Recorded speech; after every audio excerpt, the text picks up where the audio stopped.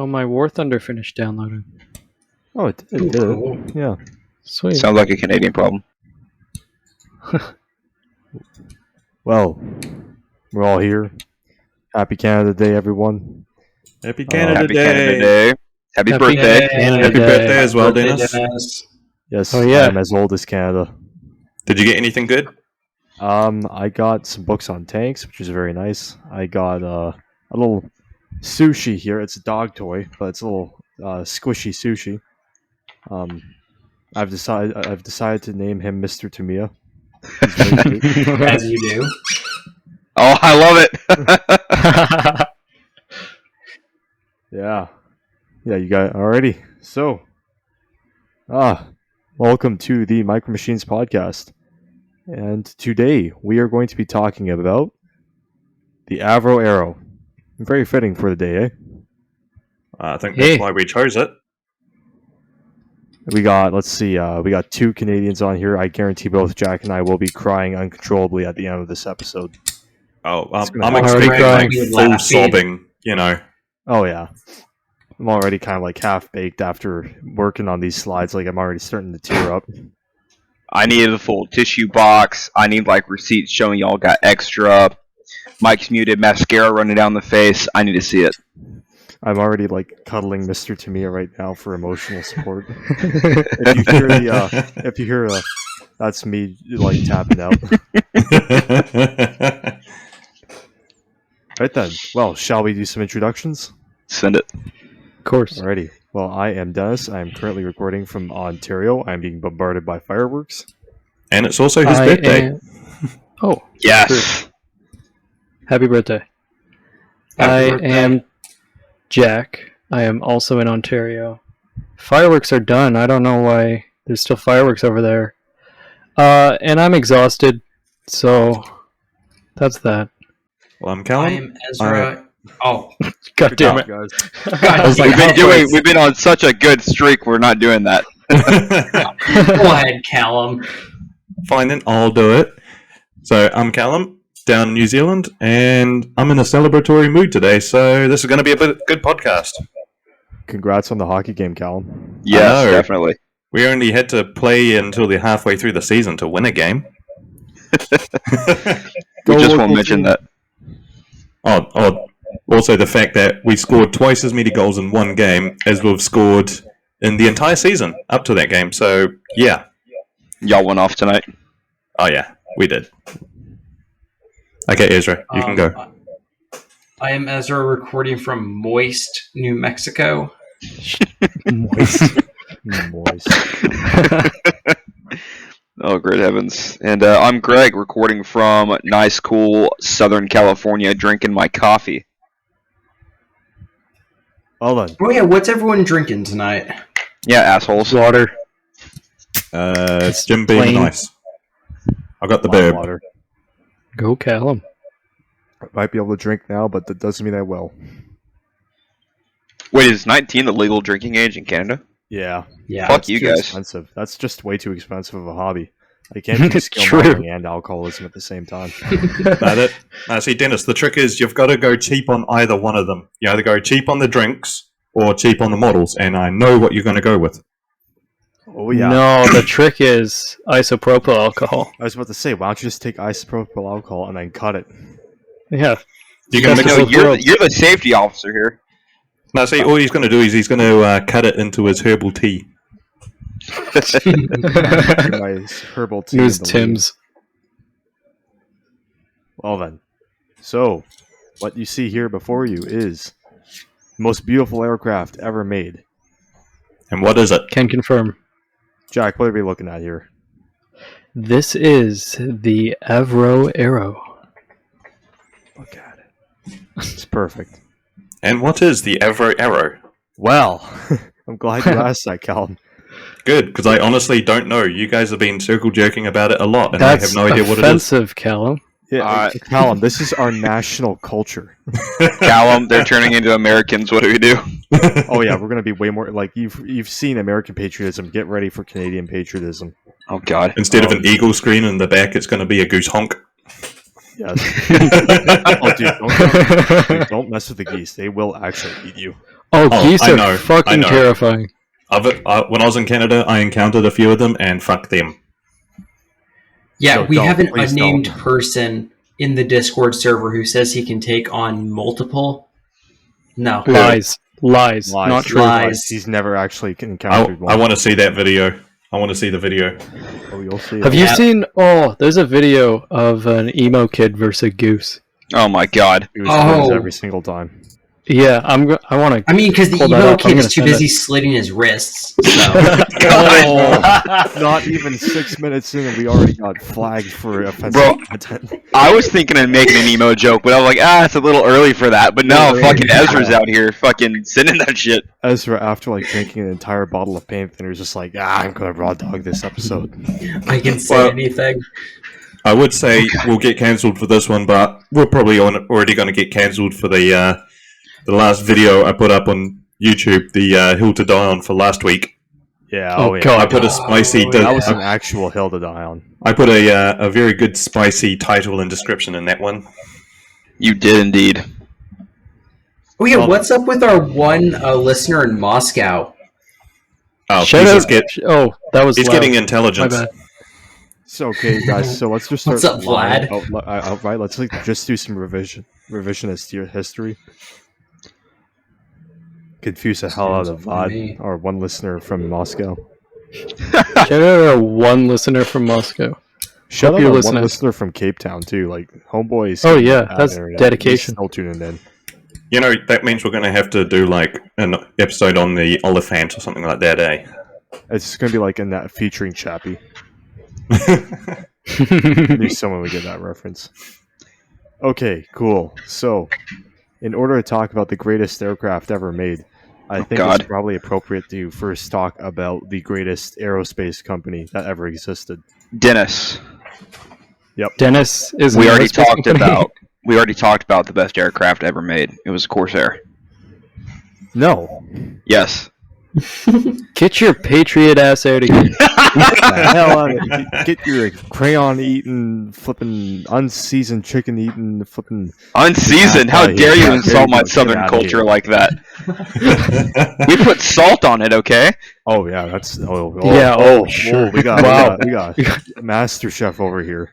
Fucking Gordon Ramsay better watch out. Yes, sir. Alrighty. So, I want to first preface this a little chit chat with a question for you guys.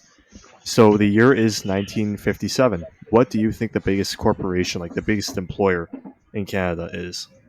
Probably a cigarette Uh, company. Tim Hortons? Dude, I don't even think Tim Hortons was around until the 70s. Yeah, it fair was- enough. Callum. Jesus. yeah, Callum. Yeah, Cal. How do you not know that, bro? I Fuck. do not know the intricacies of Canadian fast food chains. Come on, man. Hey, you can guarantee they had some sort of feasibility studies going on at the time. Tim Alright, Hortons, serious the hockey question, player. though. Ezra, what do you think? Oh, maybe Avro Canada. Exactly. It was Oh Avro my God. Canada with well over 50,000 employees. This Oh, was 50,000, huh? That's it? Pfft. What are you patriotic for? A fucking town?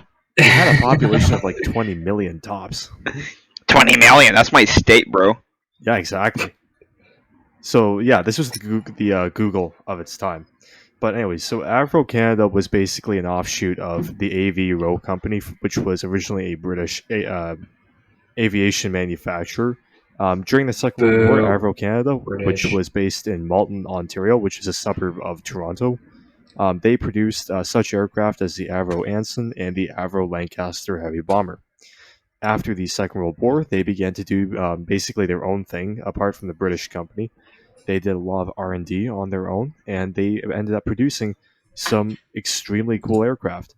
And in these, in this slide here, I've just got some images of Avro. Here in this image here, in the main one, you can see one of their production lines. I believe this was actually for the CF-100, which was a jet fighter they built before the Avro Arrow. Over here, you can see a sort of layout of the Avro plant, which is over here up to the top quarter. The Arenda engine plant. Arenda was basically a subsidiary of Avro that was concerned with making jet engines. And you can see here the Malton Airport. And this is basically, it was pretty cool. They had an airport. Now, this was a public airport, but they basically had sole use of it, and they did all their flight tests here, and it is still there actually. Very nice. Yes. Oh, and Looks Jack, like a company that was still your 401k. Jack, what's the deal with Avro Arrow Road? What's the significance of that? Well, Avro Arrow Road, as I drove past today, came home, looked it up, realized that that is one of their test sites, I believe. Like, down there, it is an Orenda jet engine test site. They had test sites all over, but this was, I think it was one of the biggest. I'm not too sure. Oh yeah, they had test sites all over Ontario. Also, shout out Orenda Engines, world's best jet engine manufacturer. Granddaddy worked there. Yeah. Shut up, Greg, in advance. Yep. All right, Okay. so we've kind of prefaced what Avro is. It's basically an all-in-one aviation company. They do everything from building aircraft to designing them to researching new technologies for aircraft, and then they spin them out and send them off to the Canadian Air Force. So before we talk about, again, the Avro Arrow, we need to talk about what the Avro Canada company was getting up to prior to designing it. So Avro Canada was not like a company like, for argument's sake, Lockheed Martin, right? Where they just kind of design aircraft after the Air Force has given them a specification. They were very much involved in pushing the boundaries of flight on their own and on their own dollar. So the aircraft you see here up in the top right is the Avro jetliner. Now, we all know that the first commercial jet-powered aircraft was the de Havilland Comet, but this one was the first North American jet-powered airliner. How many days do you think it flew after the Comet first flew? 7. Close, 14. Damn. It was very close to being the first jetliner ever made. And it was really nice. It was, unlike the Comet, this thing did not break apart in midair. Not many were made, but those which were made had a very long and successful career. Do you know why the Comet broke apart in midair, by the way? Because it was British. Because it was called a comet. I believe it was because the first ones, there's a reason or preference why all airliner windows are circular or rounded. Oh, God. And that was because the Comet had square windows, but it got up to pressures that it got up to altitudes where the pressure differential in the corners of the window started to crack, because that was where a failure point was in these the corners of the windows. So after that, and it broke apart, they found that, so they made a specification so all windows had to be rounded in a sort of oval. Because the corners of the windows were stress points. May I point out in relation to that then, Callum, that the Avro jetliner, and this was not something, this was from scratch, the windows were all circular, unlike the inferior British jetliner, because Canada #1. You hear that, Christian? You hear that? Yeah. Oh, no. I thought Christian's Australian, though. No, he's from England. GCSE looking ass. But I mean, I will point out those the cockpit windows look pretty square to me. Don't worry about that. That's cockpit windows. There's only 4 of them in relation to the aircraft. Come on, don't be such a coward. But yeah, they're totally not important. No. On the Yeah, left, is that a that's a interesting- CF 100? I was going to get there. We were going to talk about the 1250 cals, but yeah, I guess one thing just in relation to the jetliner, this was not created in relation to any sort of government contract. This was something that Avro funded entirely on their own dime just so that they could make it. So that'll kind of give you the idea of what this company is. They are very much research oriented. Now, jumping swiftly along to 1949, this is, as Ezra pointed out, the CF-100, the CF-100 Canuck. They built this as an all-weather night and day interceptor for the Royal Canadian Air Force as well as the Belgian Air Force. Yeah. It's C-100 pretty is ugly, so but cool. it did the job incredibly well. It is not ugly. It's Well, that's what special. people say. Yeah. What was the CF-100's primary role? Killing Soviets. And how many did they kill? Well, I mean none, but if Okay, it exactly, had, exactly. Yep. But Yeah, was it but the like whole- a ground attack? Was it multi-role? What was it? So it was actually technically a fighter. So the whole idea of the CF-100 was that it had a very powerful radar in the nose, and it had these jet engines produced by Arenda. They weren't the fastest. This thing was not supersonic, but it did have incredibly good reliability. It was also incredibly rugged, which is very important for Canada, where we have aircraft flying off of remote Arctic airstrips, which are quite literally just packed down snow. So these things could fly at any temperature. They could fly at any time, day or night, and they could fly in any weather. They could fly equally as well in a perfect summer day as they could in a nasty Arctic blizzard. They were two-man aircraft, which meant that they had both a navigator slash radar officer and a pilot. Yeah, and they had very long range, which was really important for the Canadian Air Force to defend the Arctic Circle. I will say it does look really nice. Like I would build a model kit of that. Oh yeah. Well, an interesting aside with the CF-100 is the early models and the late models actually had these ballistic computers attached to the radar. And you see on the wingtips here, right? These are fuel tanks. But if they were going to intercept Soviet bombers, they would actually carry these rocket pods, right? And the rocket pods would have something ridiculous, like 50 rockets in each side. Jesus. And so what would happen is the CF-100 would fly up to the Soviet bomber formation. It would engage the kind of ballistic computer attached to the radar, and when the aircraft was oriented just right, it would automatically fire off all 100 of its rockets at the Oh, bomber God. Jesus formation. Christ. Wait. Yeah, Wait, Dennis, are you telling me this it's is a natter. It's a natter. the Canadian version of the Natter? It is quite literally a natter. Like, there's no difference between the two. They're the exact same aircraft. Except it's Wow. bigger and only had 2 engines as opposed to like 5, and it actually worked. Don't worry about it. Don't. And it Canadian. landed. The main thing is that tiny it actually differences, tiny worked, differences. Yeah. and they didn't Also, have I the believe you enemy said- force roll through their airfield. What did Yeah. you say about multiple 50 cals? 850 cals in a belly pack. My American cock is Wow. getting so hard right now. You just heard 50 cal, and that was enough. 8 of them is just too much. There's never such thing as too much. I was like, oh god, yes. 50s. Now, the CF-100 was actually pretty cool because, I mean, it looks a bit like the English, what was it, the Meteor? The Rolls, not the Rolls. Gloucester Meteor. Gloucester Meteor, thank you so much. Now, it kind of looks a bit like it, where the way the engines are laid out and all that. But, despite the way it looks, this was actually one of the most advanced fighter aircraft in the world at the time it was built. Having both the powerful radar, the rocket ballistics computer, the amazing range, and the ability to fly so well in bad conditions. The CF-100 was really what made Avro Canada the company it was at the time that the Arrow was built. The Canadian Air Force bought over 400 of these. The Belgians bought, I think it was close to 100 of them. And yeah, this served from the 1940s all the way to the 1980s with the Canadian Air Holy Force. shit. Yeah. Wow. That's not I have bad. a question for you then. If it was so good, then why did only 2 countries use it? The Americans looked at it, and the Americans produced an aircraft. I forget the exact name of it, but I think it was the Scorpion. No, not the Scorpion. Ezra, you're gonna have to help me figure this one out. But was it similar to that? F-96? it was very similar to this. It looked very similar. Oh, It's because America's arrogant and we don't like buying other people's shit. Yeah. I know it. I know it. It's We all know the aircraft. The The people listening- F-89. Thank you. The That's the F-89. one. So the Yes. F-89, the Americans actually looked at the CF-100. Because the idea of this was that even though it was just a fighter, it would be amazing at killing Soviet bombers. And that in the 1940s and 50s, the main worry was not ICBMs; it was bombers, right?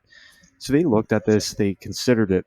They didn't want to buy it because it wasn't obviously made by an American manufacturer, and the That's American fair. they have this thing about only buying American, right?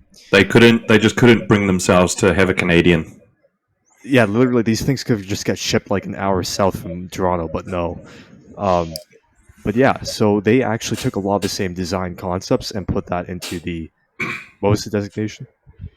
86? 89. 89. sorry, 89. the F-89, yeah. So the F-89 basically took a lot of the same ideas, the CF-100, and then just worked them into there. Still couldn't make an aircraft better than this, though. I was about to ask, like, genuinely, like patriotism aside, which one was better? CF-100, only because of the reliability and ruggedness of it. Like I you believe see the that. environment this thing's flying in, right? That is what the majority of Canada Bro, is like. Homeboy's giving Santa an not escort in true. that picture. Oh yeah, So, Dennis, yeah. Yep. question. Was the CF-100 ever engaged in any sort of aerial war? Like Never any saw conflicts? actual combat. It was again like most Canadian aircraft in the Cold War. It was on constant alert. It intercepted a crap load of Soviet bombers. Never actually fired a shot in anger though. Thankfully, Bro, you know those fucking pilots had to be itching on that trigger. It's such a Canadian thing. They intercepted and didn't fire. They probably apologized. oh yeah, probably did like it's like a Top Gun-esque thing where you just see like your Soviet bomber and you see one of these coming inverted over you. And Take he's a just holding, Polaroid picture. he's holding up a sign that just says, "Sorry, turn back now." Yeah, but these are the aircraft that kind of gave Avro its major start in the Cold War. The CF-100 was kind of like how the how was it Lockheed Martin? The F-35 is kind of the one project that's keeping that company like in the position it is now, where it's like so big and so well funded. It was the same sort of deal with the CF-100. The Canadian Air Force bought so many of these that Avro basically had to expand so much just to produce them that became the biggest manufacturer in the country. Well, It was a great aircraft. Des, what kind of Russian bombers would it be intercepting? Like the Oh, what would it be? Tu-95? No, the Tu-90. Isn't that the Tu-95? That's the knockoff No, it B-29, isn't it? It would have. No. This is the one Oh. with the That's the like 8 props. Yeah, it's got the turboprops, multiple It would propellers. have intercepted Tu-95s. Yeah. Yeah, it would have This intercepted one. those. Because I know So, there's yeah. pictures of like even Typhoons intercepting these. The Bear has been in service forever. Yeah. But yeah, so the CF-100, amazing aircraft, and it did the job very well. But one problem with it is that it wasn't very fast. So this thing, in a powered dive, could go right up to Mach 0.97, but then it couldn't actually go past the sound barrier. And you can see like it clearly isn't a supersonic aircraft. It's a straight wing. It gives big mosquito vibes. Yeah. It's not really able to keep up with, say, if the Soviets ever developed a supersonic bomber, it would be useless against those, right? So even before the specification for the Avro Arrow was produced, Avro Canada was already starting to look at the idea of, okay, what if we make a supersonic interceptor? And these are some blueprints that they drew up. I think this was in the earlier mid 50s here, and you can see in relation to the Avro Arrow we saw in the first slide, like you can start to see some major similarities. You've got the delta wing, you've got a large tail, twin engine. So like they're already like starting to percolate around these ideas before the government contract even comes out. So enter the Avro Arrow, and I guess now we should probably just kind of like do a brief discussion on the stats side of it. So after the Canadian Air Force issued a new specification in the 1950s for a supersonic interceptor that could destroy the new Soviet jet bombers, this is what Avro Canada came up with. It had a crew of 2. It was 23.7 meters long, 15 meters in wingspan, and 6.45 meters in height. It is, I believe, still either the biggest or one of the biggest fighter aircraft ever made. It is true, like It is really long. Like pictures do not do it justice. I've actually been in to see the real life, like 1-to-1 scale model of it. It's stupid. It's just so large, it's not even reasonable. It's a pointy boy as well. I'll put it this way: it has the same bomb payload as the B-29 bomber. what? Fuck. Damn. You're kidding? Nope. Oh my god! It is one. I want to say it is the biggest fighter aircraft ever built. Might be a bit. At that smaller point, than- that's not a fighter. That's a bomber. It is. It has like The modern Corsair. Yeah, it's ridiculous. But yeah, I think it needed a 5,000-foot long runway to take off. Jesus. Yeah. Yeah. So the one that we're picturing here is the one of the prototypes. They made 5 actual prototype Avro Arrows, and this was made by Avro Canada on their own dollar. It had a takeoff weight of 31 metric tons. Jesus. That's Oh, God. about the same as like a fully upgraded T90. Maybe a little bit less. But yeah, it's about a T90 taken off. And it had a power plant of 2 Pratt & Whitney J75 turbojets on the initial prototypes. Now, a brief aside here. The Pratt & Whitney J75s were one of the most powerful jet engines ever made at that point in time. Most of the airspeed and air altitude records made in the 20th century were on these turbojets, and most of them were made by aircraft with only one of them. This thing, which was the prototype, had 2. Just to kind of give you a little perspective there. So on the prototypes, the calculated maximum allowable speed was Mach 1.98.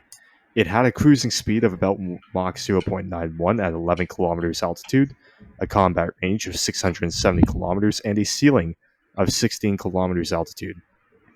And the armament would have been 2 Hughes, two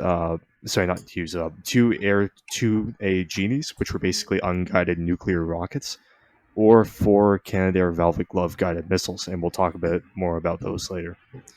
But yeah, the whole point of this slide is basically to say, like, Avro Canada was given a fairly generic requirement, which was simply just to intercept Soviet jet bombers, and they came up with this monstrosity.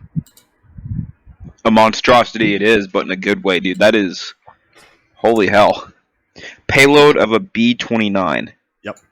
No. Fucking Christ.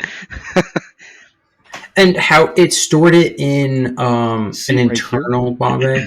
Yep, it didn't have external hard points. You see kind of this... So it's an F-35. Yes, exactly. Oh, It's a dude, better there's so many F-35. similarities between this and the F-35. I'll talk about that later.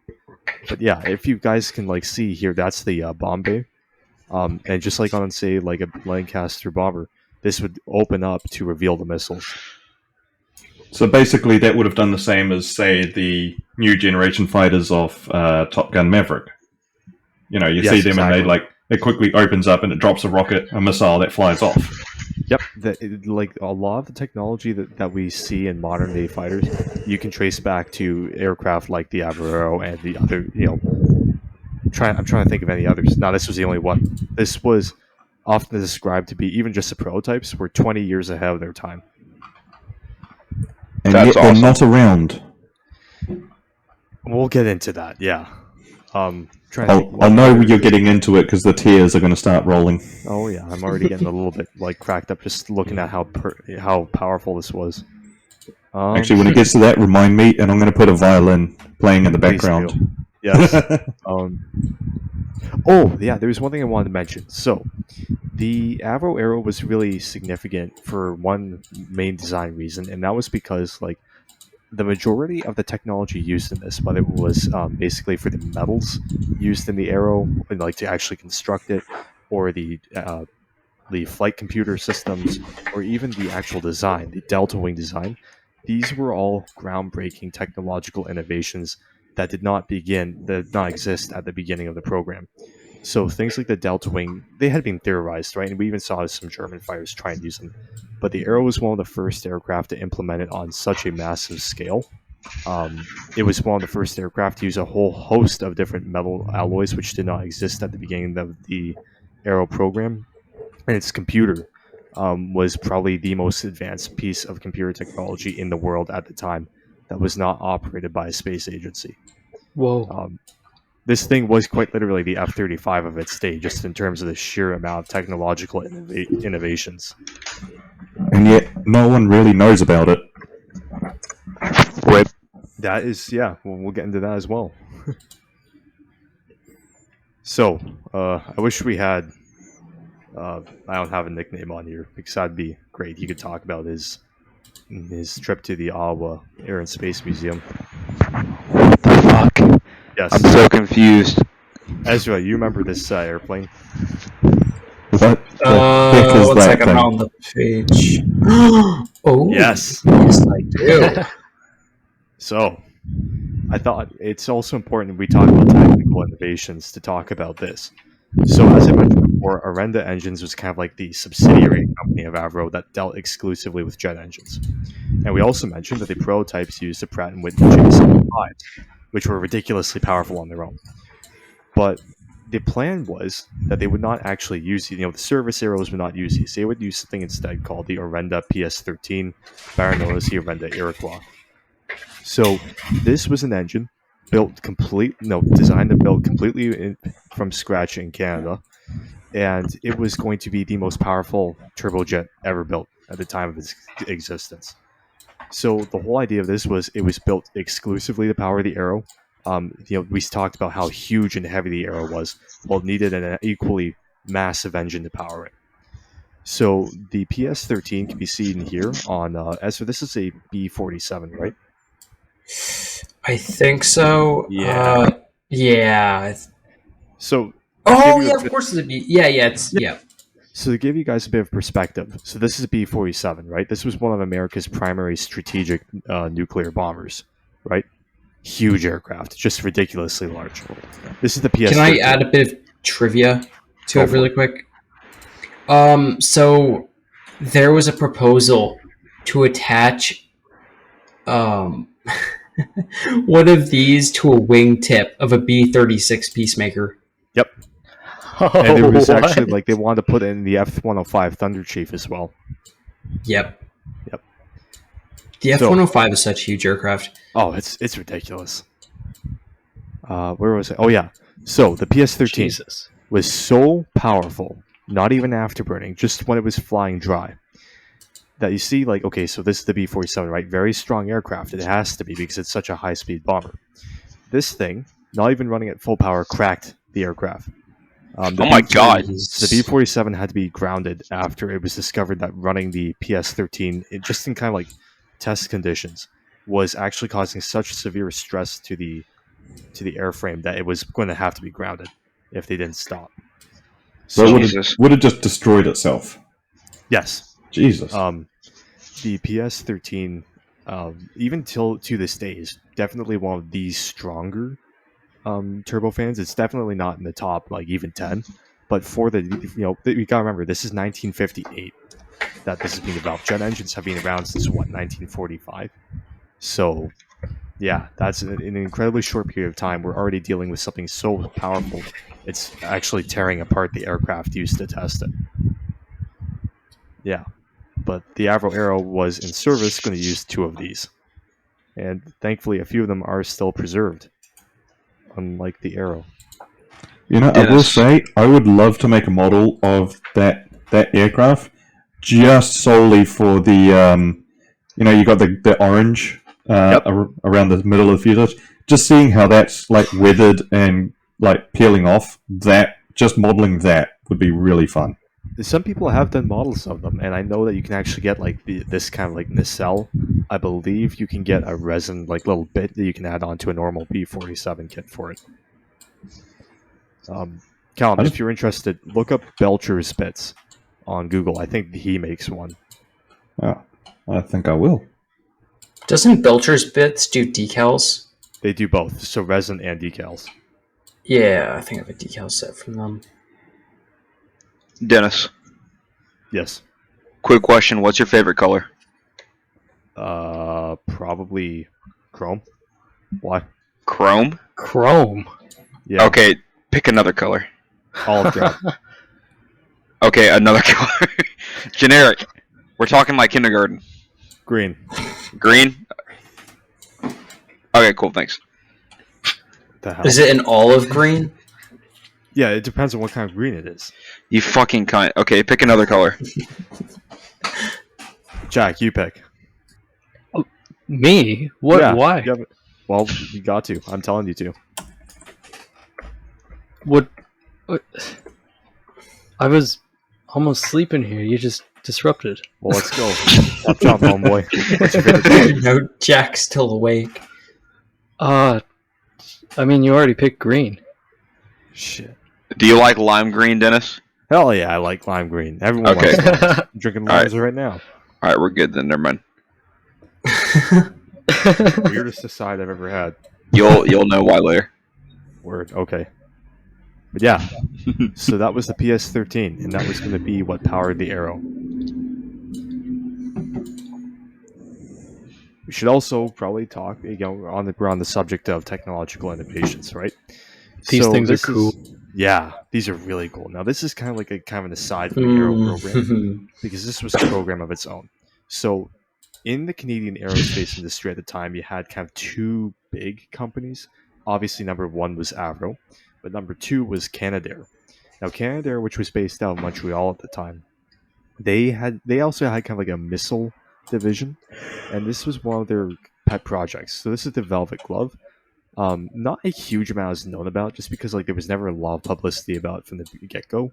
But this was basically their attempt to make a semi-active homing radar-guided air-to-air missile, sort of like I'm trying to think. What's a radar-guided missile we use today? Ezra, do you know Tomahawk? this? AMRAAMs. I was going to say Wait. it's basically like their attempt to make an AMRAAM back in the 1950s.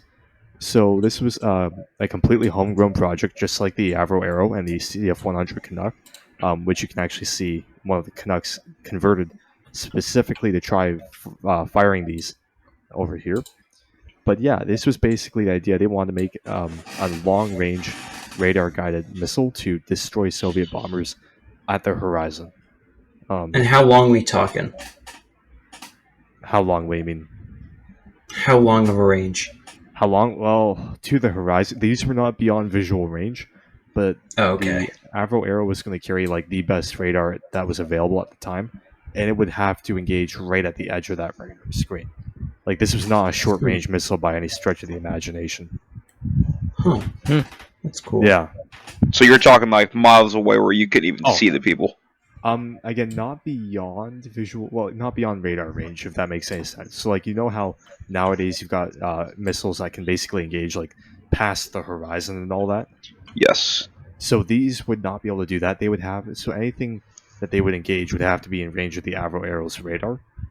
But aside from that, like anything was fair game, and this was again very groundbreaking technology for the time. At the time that these were developed, we just began to see heat-seeking missiles become a thing, and those are, of course, pretty short range. A radar-guided missile had the advantage that it wasn't like it was had a much greater capacity for engaging at range, and so this was going to be, if it had been fully developed and put on the Arrow, it would have given the Arrow the ability to kill Soviet bombers before they even knew they were being engaged. I think another advantage over radar guided as opposed to heat seeking is radar, you can probably specify your target to go to, whereas heat seeking, if you fire it, if say your wingman just happens to goes across that line, the heat seeker can pick up his thruster instead and go after your own guy. Or if you see if the heat seeker sees the sun, which did happen. Yeah. Imagine getting pressed over the sun. Yeah, that's why. I think it was in those air-to-air battles using heat seekers, you'd have to call out when you're firing just to let it was mainly just to let your wingmen know that you're firing a heat seeker out, just so they could stay away from it while it was tracking. Well, isn't that where the whole Fox system came? Yeah, so that they would call out Fox 1 for firing a missile, just to let everyone else know, stay the fuck away from it, otherwise you'll get hit. Yeah, so if you want to learn more about the red velvet, oh god, why do I call it the red velvet? It's because it's red. Okay. If you want to know more about the Velvet Glove missile, there's a YouTube channel called Polybius Studios on YouTube, and he does a lot of like videos on Canadian aircraft like this. Fantastic video, definitely worth a shot. Just watching it. But yeah, that's our little AMRAAM for you. It's barely little. That thing is giant. Oh, it was a huge missile. There's a reason this thing had to have a B-29 payload. Like that thing took up. Those things took up like a third of the size of the CF-100. CF-100 is not a small aircraft either. Yeah. So how many could an Arrow actually hold? I think the idea was it would carry 4. Jesus. But the thing being at the time, it was basically like if you launched Velvet Glove, the hope was if you launched it, it was going to kill that bomber. It was not going to survive that hit. So one arrow could knock down 4 bombers, guaranteed, more or less. And then what? That's really cool. And then it would glide back to Earth. The pilot would eject, and it would crash land, just like the Natter. They didn't crash land. They all had a parachute. Aw, how kind. Yeah, I know. Well, mind you, the one and only flight they ever did with a test flight on it, it killed the pilot. So, Oh God! yeah, they only ever did one test flight in the NATO, and it killed the test pilot. So, give and take, They So- killed Carl. Wait, no, Fritz. So this is the part of the podcast where I'm bringing out Mr. Tamiya, my emotional support sushi. I'm having him at the ready because we're going to get into the sad stuff. Hang on, I'll make a note to myself. Start the violin about now. Not just the air, but you could easily add, yeah. So I've kind of like given you guys this like a little sampling of what we're dealing with here. Stupid advanced space age aircraft 20 years ahead of its time, right? Now, the plan was the Canadian Air Force would have bought these in the hundreds because, like, again, they want to defend the entire Arctic Circle from Soviet bombers, and they don't want any getting through. They're going to have a huge number of these in layered defense, right? Okay. Mhm. So, in terms of actually being built, 2 variants of the Arrow were built. So the first was the Mark 1, and we touched on this earlier. 5 of them were built. These were kind of like the proofs of concept, and they used Pratt & Whitney J75 engines, right? And this is the first Arrow ever built, RL-201 flying here. The second one was the Mark 2, and only one of these was actually like completely built and ready for flight before the program was canceled. Spoiler alert. So this one was going to be like the first actual proper aircraft that would be given to the Canadian Air Force. That being the reason for that being it had the Orenda PS-13s. So this was the one that, if it had flown, would have absolutely destroyed the world speed record, like no competition. Even if it wasn't at full performance, it would have broken it. This was a Mach 2 plus aircraft. So this is the aircraft that got away. Yeah, quite literally, yeah. Like, think about, in the 1950s, there were supersonic aircraft, but they weren't going more than about, Mach 1.5, Mach 1.7? And those were like experimental aircraft, like the Bell X-1 and stuff, weren't they? Yeah, well, I mean, this was, the aircraft that were going, even coming close to Mach 2 were skunk works, right? These were like black aircraft. The Arrow was going to easily demolish Mach 2 on a bad day. Like, I think that would have even been faster than the Stiletto. Oh, yeah. Yeah. Even most modern like jet fighters today don't really go over Mach 1.7 when they're really gunning it. So there you are. So when are we starting the petition to Canadian military? Oh, there have been programs, I can assure you. You guys might get a kick out of this. So, speaking of petitions in the Canadian military, so here we go. Avro Canada. Now, I described how like they were a very forward-thinking organization. They did a lot of like research on their own, right? They didn't just wait around for contracts to be given to them. So even as they were building the first like 5 or so prototypes, they had already planned out the 3rd variant. And this was something where there's actual documentation on, like they were really serious about this. The plan was basically just to make an improved Arrow, right? It would have better radar, it could probably carry more missiles. The main visual difference would be the air intakes, which would basically be the idea of just being scoop more air in, because they wanted to improve the PS-13 engines to be able to produce that just had a little bit more thrust, right? At the loss of just a little bit of visual appearance. Matters not. You gotta make sacrifices for it. I mean, you got to look good while taking down Soviet bombers at God knows what speed. Oh, of course. You're always looking good, no matter what you're in, when you're taking down Soviet bombers. Well, Callum, you think this looks bad, right? Yep. May I introduce to you the Avro Arrow PS2? This was, before anyone calls me like a maple boo, there was actual documentation from certain Avro engineers at the time in the 1950s who actually were serious about developing these. So here we have the Arrow PS2. What it has here is it's an Avro Arrow Mark III, right? So it's got the improved PS13 engines and all that. They've added canards to it, and they've added 4 ramjet engines on the wing pylons. Jesus Christ. So that thing would go faster than the missile. This thing would easily do Mach 3.5. easily. Jeez. Oh, Jesus. Yeah, okay. Why would you ever say need those are that? speculative numbers. There's none were ever actually built. So we're just kind of like doing the math based on, okay, they were using ramjets that were produced in that day and age. It had 4 of them. We can kind of estimate the speed, right? But yeah, that was the whole idea. At that point, you're going to launch your air-to-air missile, and you'll watch it trail behind you as you overtake it. Yeah. See that's the key in combat, because you're gonna fly past the bomber, and the bomber's gonna be like, "Oh, what a fucking idiot!" And the next thing you know, or next thing they know, is they're heading down south because they got hit. Yeah, they'll just be like, "Oh, look, he missed," and then what's that? Oh, it's because they could say sorry before it hit them. That's why. Yeah. Sorry in advance. You just have this Doppler effect of like, sorry. What was he talking about? So, when the Avro Arrow, like the first, like, interestingly, here's a bit of trivia for you. So when they rolled out the first prototype to the public, the same day Sputnik was launched. So the idea, even like a little bit later in the Avro Arrow development program, of ICBMs was very real, right? People were starting to think a lot about them, and we'll touch more on that later. So some Avro engineers took it upon themselves to develop an arrow that could be used to kill ICBMs while they were ascending What? into space. Jesus Christ. That was You're the idea. fucking kidding. So fast it could kill ICBMs. Wow. This is Fucking the Mark awesome. IV, which was the last like variant which there was any sort of documentation on, right?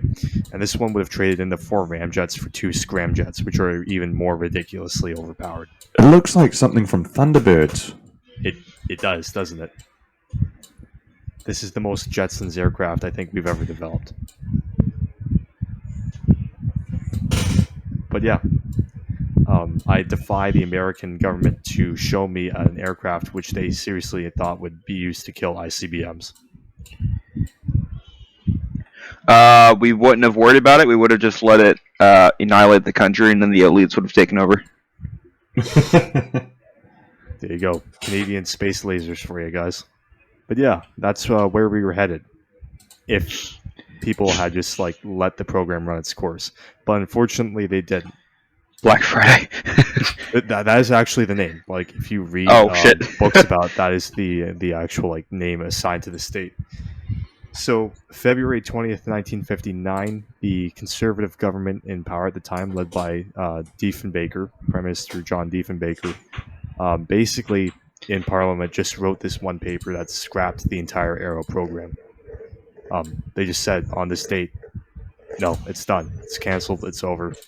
We're ceasing all funding for it. And not only that, every Arrow that had been produced up until that point was ordered to be destroyed.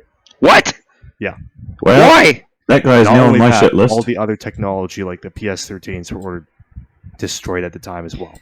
That's it. I'm not moving to Canada. Is this guy still alive? Just wondering. No, he's long gone. Oh, I bet so. Yeah. Good reason. What Greg's were like, I want to go the unalive him. what were the causes of his death? Do you know? I don't know. I think he just died of natural causes. Oh yeah, I'm sure that's what the papers say. Really Greg, into death. Going in. He died naturally with 2 bullets in the back of his head. Damn straight. He was Some suicidal. broken kneecaps, elbows, laser marks on his cheeks. Strangely, there was a Canadian Air Force insignia carved into his chest. Don't know where that came from. Somehow Taking he it was with- castrated as well with his fucking cock in his mouth. I don't know how that got there. But yeah, Taking it with a velvet glove. So yeah, in a seemingly senseless action, the entirety of the Arrow program. It wasn't just that they said we're not funding it anymore. There was an official order put out to destroy every single Arrow that had been produced, including the ones that were still being built.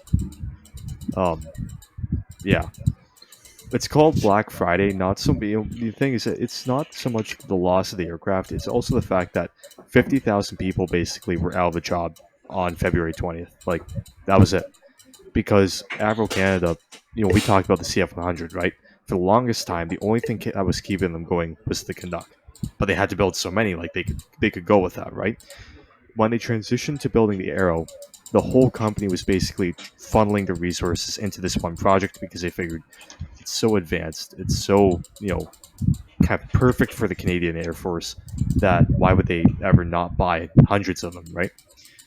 But unfortunately, that meant that when the contract was canceled just like that, well, there was nothing else for Avro to do but tell people, and this is what actually happened. People were working on the line, and all of a sudden, over the PA system, everyone was told to drop their tools and leave the factory. Oh my god, that's awful. That's rough. Dennis, can we go piss on this dude's grave? Dude, I wish. Do a Thatcher moment on this guy. What's his name again? John Diefenbaker. John Diefenbaker. Well, he can Diefen put my nuts in his mouth. Can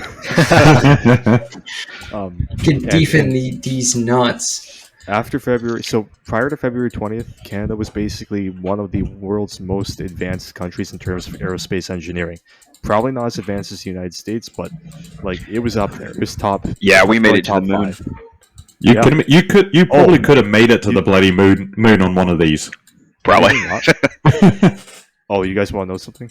Well, Yes. Of course. The Canadian Space Agency actually, it wasn't they didn't reach out to Avro. Avro reached out to them with the idea that you could have put a lunar module in the payload bay of a heavily modified Arrow. It would have flown to the edge of space and basically acted as a launch platform for a moon mission. Holy shit. This What is the about fuck? a decade. This is about a decade before the Apollo program. that's awesome. That's incredible. Incidentally, so we'll talk about this. So prior to Black Friday, Canada was one of the world's most advanced countries in terms of aerospace engineering, right? Immediately afterwards, we were where we are today, where we basically don't have much of anything of a navy. Wait a second. I'm connecting the dots. The American government sent this faggot to go close the program so Canada wouldn't get to the moon first. Jack, I think. Oh my God. Greg is turning into every Canadian boomer you meet who's holding the Chancellor Arrow. Well, it does seem a bit weird. Usually when a project or something is cancelled, they're like, well, just stop what you're building and whatever's there is there, whatever. But the fact to order it and go, no, destroy everything there is, get rid of it. It's like, what brought that When on? they said destroy, they didn't just mean cut it into pieces. They meant everything has to be gone. Yeah, that's a little suspicious. Question, guys. So in 19... Wait. Yep. Real quick. Who's clicking? Ain't me.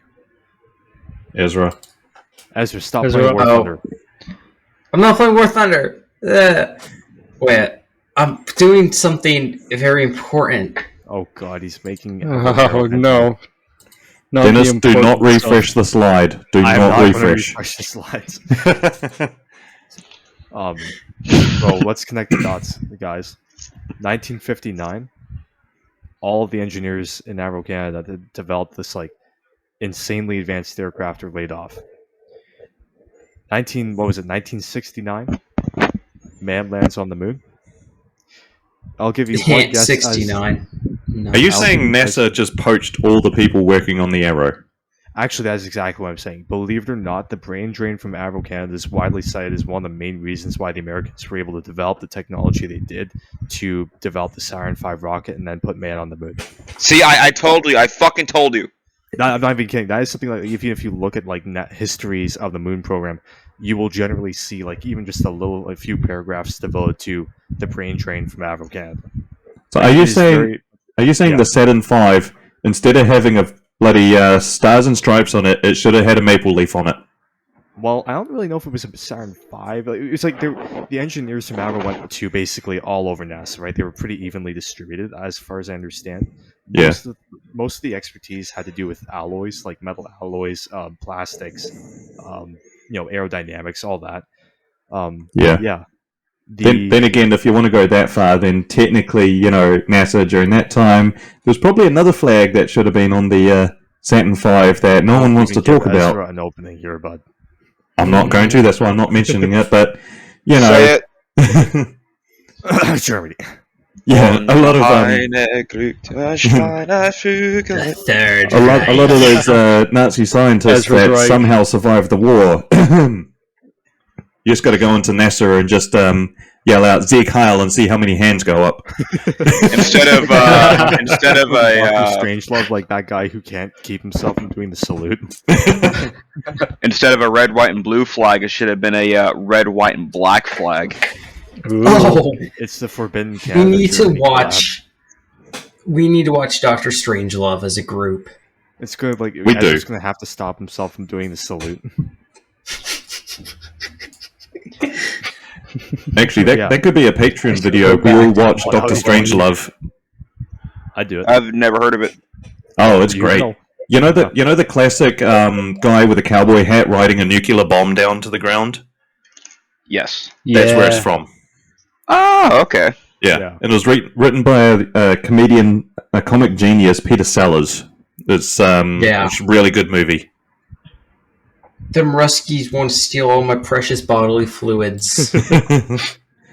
Well, what was the famous line? It was there's no point in a nuclear deterrent if you're afraid to use it. Yeah. There was a good line. that There was a is good good. line on there. It's a very good commentary on the whole nuclear crisis. But yeah, Anyway, Ranging. back to the arrow. very much. I'm me saying that the moon landings were mostly, well, not mostly, but they were largely in part to the demise of the Arrow. It may sound like me being a maple boo, but if you look at just like the historical facts, it is very much a major component of the moon landing program. So yeah, I'm actually not surprised. in hindsight, I would probably still sacrifice most of our aerospace industry to get man on the moon. Like, I think moon landings are infinitely cooler than fighter jets, but at the same time, Well, at the same time, by the sounds know. of it, it sounds like it could have been a Canadian flag on the moon. So yeah, that's true. That is true. America can't have that though. Actually, Avro Canada, it's interesting. They made little scale models of moon landing vehicles. Oh, that's so cool. Like that, that's how sick. serious they were about it. yeah. That they weren't just messing around. Funny enough, Greg, those original flags they planted on the moon, they wouldn't be American flags anymore. They'll be French flags because the radiation from the sun would have bleached them completely white. Okay, but were the moon landings even real though? Yes, don't even Yes. bring that. No, we all know Stanley Kubrick framed. No, it's fake. Yeah, using CGI on computers that would not have even existed until like 3 decades later. Yeah. Yeah, Well, they did really- exist because the aliens Same with- brought them in. They warned us not to go to the moon, but we really had to put up a front for the rest of the world. But yeah, To be fair, yeah, the Avro Arrow wouldn't have existed until like 3 decades later. So Yeah, How about Dennis. the Yeah, aliens made the Avro Arrow? they did. They made the pyramids too. well, Yes. you compare Well, the that's why Avro they Arrow look to, the like, same. what the Americans are putting out, and yeah, it did seem like alien technology. Cope and Seed, Lockheed Martin. Actually, that would have been good. America would have developed the Blackbird, and they would have been intercepted by an Arrow. No, you just like you're in that Blackbird, you're gunning it, right? You're like in the spacesuit and everything. You just see an Avro Arrow walk past you, like you're standing still, and he's just like wearing it like Oh, Ezra, you know that the Trailer Park Boys? Just like it's Jim Leahy from Trailer Park Boys. Oh, that'd be awesome. Yeah. Yeah. Actually, side note, didn't the Blackbird once get intercepted by I want to say a Swedish aircraft? What? The Swedes of all people. Yeah, it was something like a Viggen or something like that intercepted a Blackbird. Well, I'm sure the Blackbird. Oh, I wouldn't be scared if I got intercepted by a Viggen. I just laugh. Yeah, there was one time that it was one of those countries, Sweden. Someone they intercepted a Blackbird. the most unassuming country. Yeah. That's their strategy. Yeah. So Black Friday, I'm bringing up Mr. Tumia. It was like this is the moment that transformed Canada's aviation industry forever. No. You mean it transformed the American? Well, it aerospace did, industry. yes. So, as we touched on for a bit before, yeah, when they said the program is over, they also meant kill the Arrow, kill it to death. So here we can see these are the prototype arrows. This is RL, I think 202. Oh, just one moment. I just found it. A SR-71 Blackbird was intercepted by. Go away, advert. Was once intercepted by 4 Vigans after violating Sweden's airspace. The Swedes just don't care. Like, it matters not. I mean, it was crippled after an engine failure, but you just don't mention I that. think it was crippled by an engine with an engine failure because it was a Swedish missile, man. They did a warning. They did a warning shot across the engines. Oh, Dennis, give Mr. Tamiya a squeeze for me. This is painful. It's like a soundboard, but better. So, as you can see here, this is the Avro Canada factory. And yeah, this is only a couple of days after the order was given to cancel the program. You can already see these are the original Mark 1 prototypes. And yeah, they're on the cutting block. These things were quite literally like... I should also note, people weren't allowed to see these being cut up. So these photographs were literally from aircraft like flying at a considerable distance away. And for the longest time, these were like only 1 or 2 photographs were available to the public, like this one. The color photographs like these were not available until much later, after all this had blown over. Gotta say, that is a decent photo. That is a really good It photo. really is. Yeah, It like is. that's an original color plate too. Yeah, But- it's really good. Like these are I'm not kidding when I say these are the most advanced aircraft in the world, and they are all just being cut up and melted into metal, like just scrap metal. That's really sad. You know the same thing happened to the mosquitoes at the end of World War II? They melt them; they were wood. Yeah, well, they didn't melt them, but Okay. At the end of the war, people were hired to specifically cut up and break up all the mosquitoes that the RAF had, which is Yeah. a crime. That is a crime, dude. I mean, like- Firewood. Cut most of them up, but keep enough that you can like have them in museums. yeah. Or even like Spitfires, they just basically destroyed everything, right? Yeah. That is so sad. There was a while after the war. Do you know how much you could buy a Spitfire for? How much? £100. Jack, can I get a ride in your Altus? We're gonna go off to the RAF and just cop some Spitfires. However, Yeah, I'm outside your door right now. yeah. However, so this is 1945 sort of inflation rate, all of that. Do you know how much a Spitfire is worth nowadays? How much? 5 million. Oh, Jesus. £100? Oh wait, never mind. I thought we were like converting £100 to today's money. Oh no. In today's money, a Spitfire is worth between $1 to $5 million. Decent. Oh, Yeah. So, if I could go back in time, I'd go back to my family in England and just say, hey, here's the money, go buy these aircraft, I know you don't want them, store in a garage and let me know about it. Every year, do a maintenance run, make sure they're still good. Yep, make sure they're all good, and then when you die off, I'll be rich in the future, so, we're good, we'll be set. Buy all the spare parts you need. And don't worry about my accent. Yes, I'm from the other side of the world, but don't worry about it. The Back to the Future sequel we need. Actually, your Back to the Future sequel will be making sure the Arrow survives. Oh, there are conspiracy theories about RL-206. I will get into those. Dennis hijacks an arrow. There is No. there is an actual conspiracy theory. I don't think it was 206. I think it was 207 actually. One of the arrows that was flight worthy disappeared. Oh. There is a theory. oh, I know about this. Yes, You're there going is to see it in theory. Ukraine. Actually, it's not a bad aircraft to steal, because who the hell's going to catch you? Well, exactly. Honestly.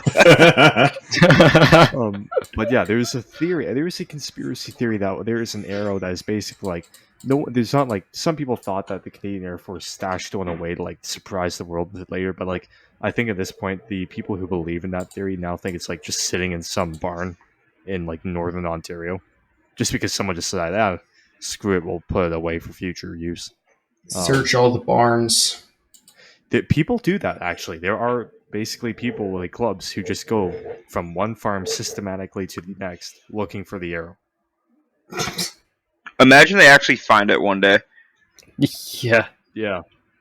But yeah, They're gonna be live streaming it, and the farmer's gonna shoot him dead and like blow up the camera. yeah. This is in America, Greg. Hey, they still have guns up there. And hey, if I had an arrow in my barn, I don't care where the fuck I'm at. I'm gonna be protecting it with a fucking rifle. Got the strap on me. Got the strap. Mag. But yeah, as you can see from these photos, like it's awful because the same people who had been building the arrows like only like a day before now had to systematically destroy them. And again, these were just like just kind of demolished, right? These had to be taken apart piece by piece. Every single piece had to be destroyed. Oh my god. And that's why a lot of people like suspect like some sort of like foul play, like maybe like a common thing people say is that the American government was afraid of how advanced the arrow was, and like it was going to make their technology obsolete, so they basically just pulled some strings and got destroyed. Well, that's the Wouldn't thing. surprise me. Just the fate of that It's going to draw a lot of conspiracy theorists of like, not just mothballing them, but destroying every single component of it is suspicious as hell. I don't really support the whole conspiracy theory. Like, there are no conspiracy theories like I fully believe in. I do believe, though, that every single one of them does have a kernel of truth to it. Like 9/11. it is true that the American government did actually like talk to the Canadian government about the arrow. That is true. Whether or not they forced them more or less to cancel it, I don't know. But it is true that there was some like discussion about it at a very high level. Are there some like documents that they haven't released yet that they have a release date for concerning this, or? I'm not aware. That'd be a question for either Jack or Ken Medic. Oh, No, Jack! man. Nope. Oh, never mind. Nope. Wiki wiki! Hit up Dawn. All right, Dawn, get in the podcast. Oh, Ken Medic! You do have to literally wake him up. He's probably asleep right now. Like nose deep in like. He's probably dreaming of bludgeoning us all to death. Probably with all the feed pic we keep sending. Oh, speaking of feet pics. Oh god. Oh god, Oh, God. no. Don't I'm not refresh the refreshing slides. these I'm not refreshing. Nope. Oh, check out MMP lore. I need you to go shoot yourself.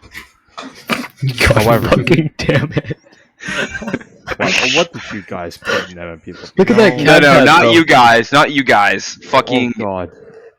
That is I horrendous. said, can you Photoshop his the actual feet he like posted a picture of though? Oh Like, my! I hate you, so- Dennis. Oh, I fucking bet I hate you. could. You know what? No, I'm not holding back. I'm not holding back. Fuck it. I'm sending it now. Okay. Oh, sick. Oh!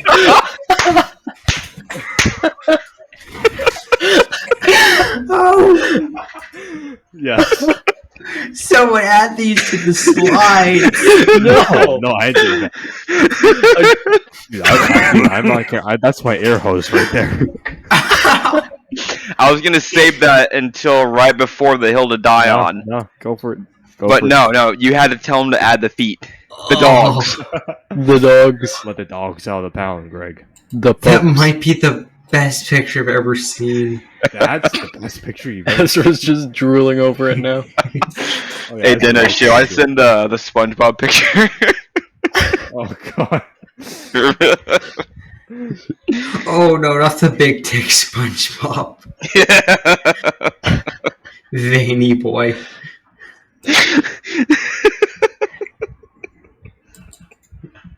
Oh god, we have problems. Oh, for Oh. sure.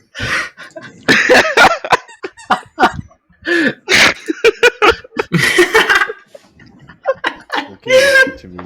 You don't mean to say. That was Jack when he saw his fucking illness today. I was just about to fucking say that. Can you make one, but like with Jack instead of me, please? Oh fuck, I'm tearing up. Wait, Jack, send me a picture of your head. Oh god. Which one? Which head? Both.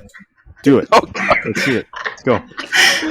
Oh And if you want to see what they're talking about, join the Discord. There will yes, be a link. join the Discord. Oh my god. I think at this point they probably wouldn't want to join it. Holy Christ. Oh my god, I can't see straight. My fucking eyes are too blurry from watering up. Oh. I think that Dennis Avro Arrow pick might be as good as a certain someone when they see a Stug 3.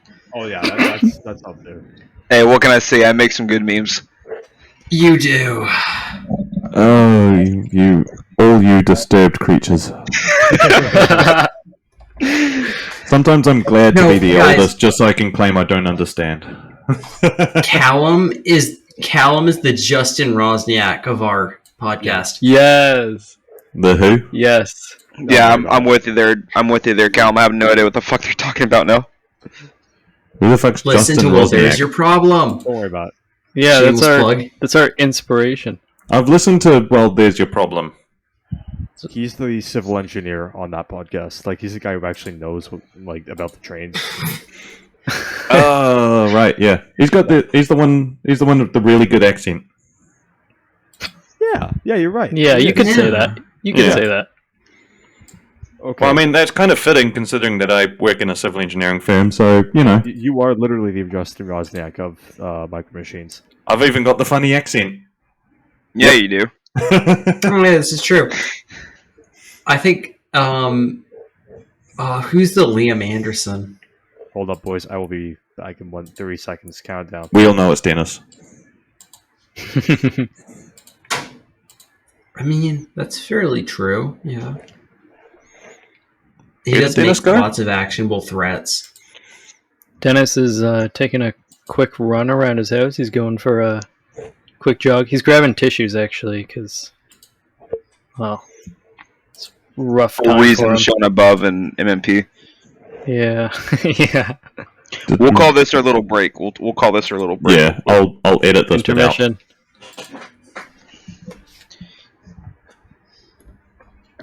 Just so you know, Callum. Yep. Quick question. I know you're having problems at the moment with the Corsair stuff, but do you think it'll be done fully uploaded within the next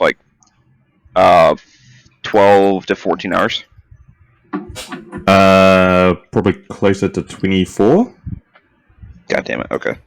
I'm just having a few issues with trying to get the audios to match up. It's yeah.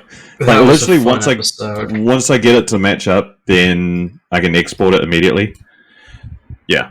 Okay. I've literally you just listen to it and then you just notice that's not supposed to be there. And then people start talking over each other when they shouldn't. So yeah, God bless you, sir, for being the man to do it. Thank you, Callum. Yeah. We love you. I just very want much. to apologize, Callum. I know my audio was super fucked up that episode.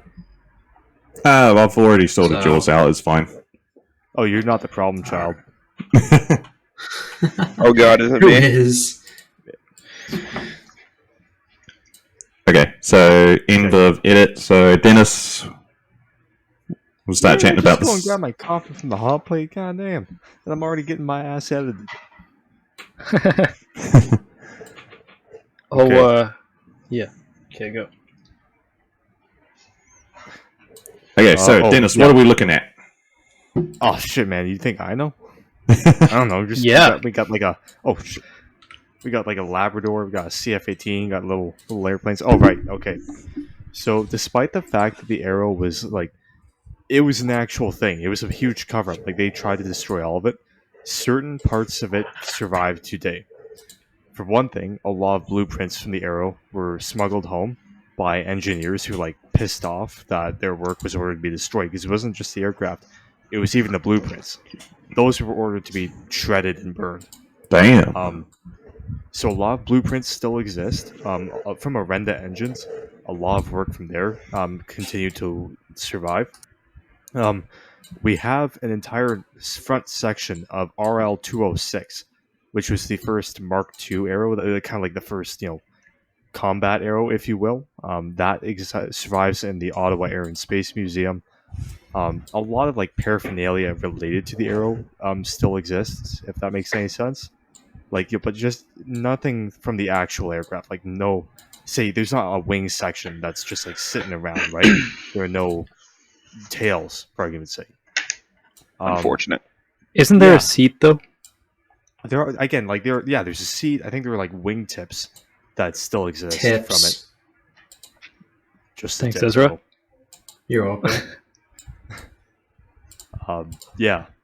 Now, what has happened, however, is in the 21st century, there's been a bit of a resurgence in interest in the Arrow because, like, it is very much a part of Canadian history, and in some way, it's also like become a part of mainstream Canadian culture. Like, you ask the average person on the street, most of them probably won't know what the Avro Arrow is, but like a significant proportion of them will. Like, I'd say probably more laymen know about the Arrow than the CF-18, which is our current like fighter jet. So what has happened is basically like as it's become more popular in popular culture and like we've got more media about it, people have started to go hunting for anything related to the Arrow.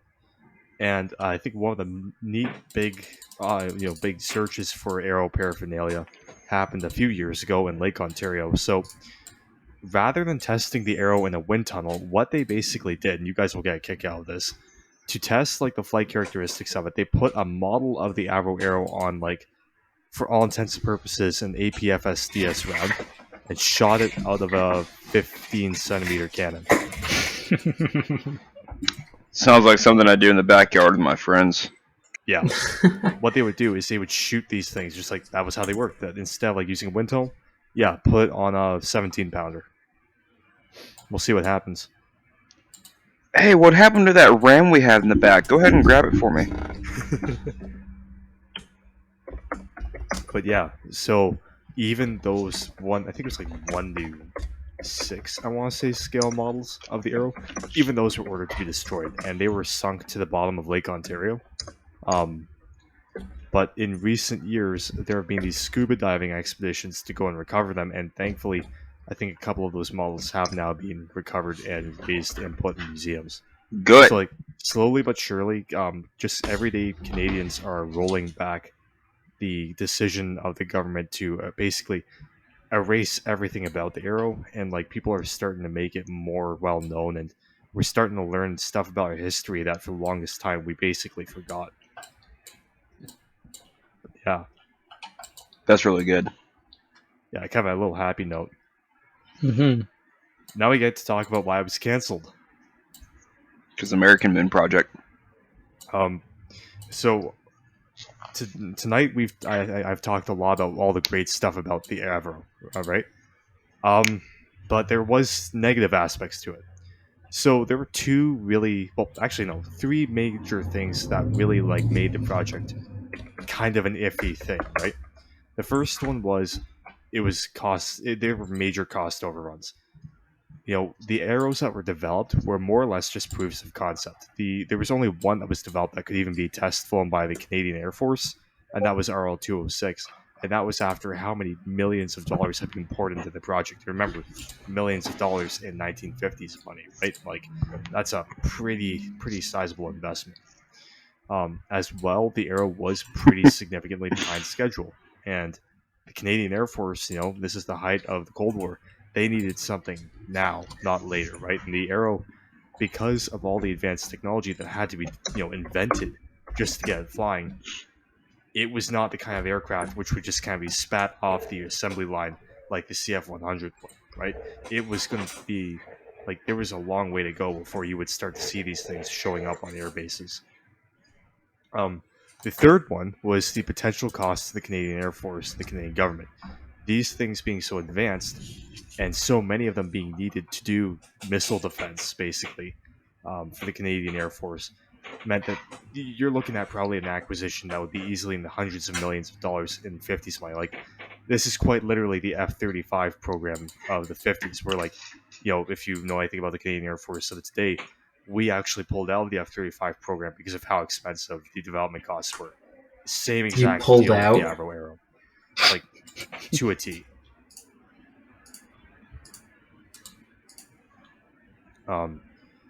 There was another aspect, though, and that was the advent of missiles. So, like I mentioned, how the Arrow was it was demonstrated to the public the same day that Sputnik was launched, right?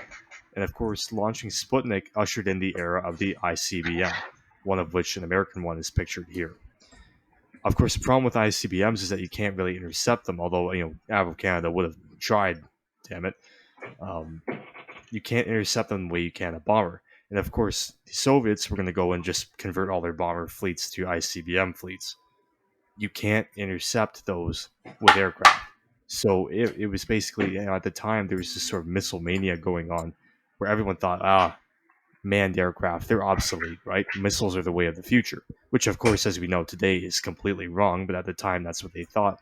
And so, to a large extent, the Canadian government thought, well, if we can use missiles instead of, actual aircraft to shoot down whatever bombers the Soviets still throw at us, then, what's the point? We can use cheaper missiles instead of this insanely expensive aircraft, and we'll get the same result.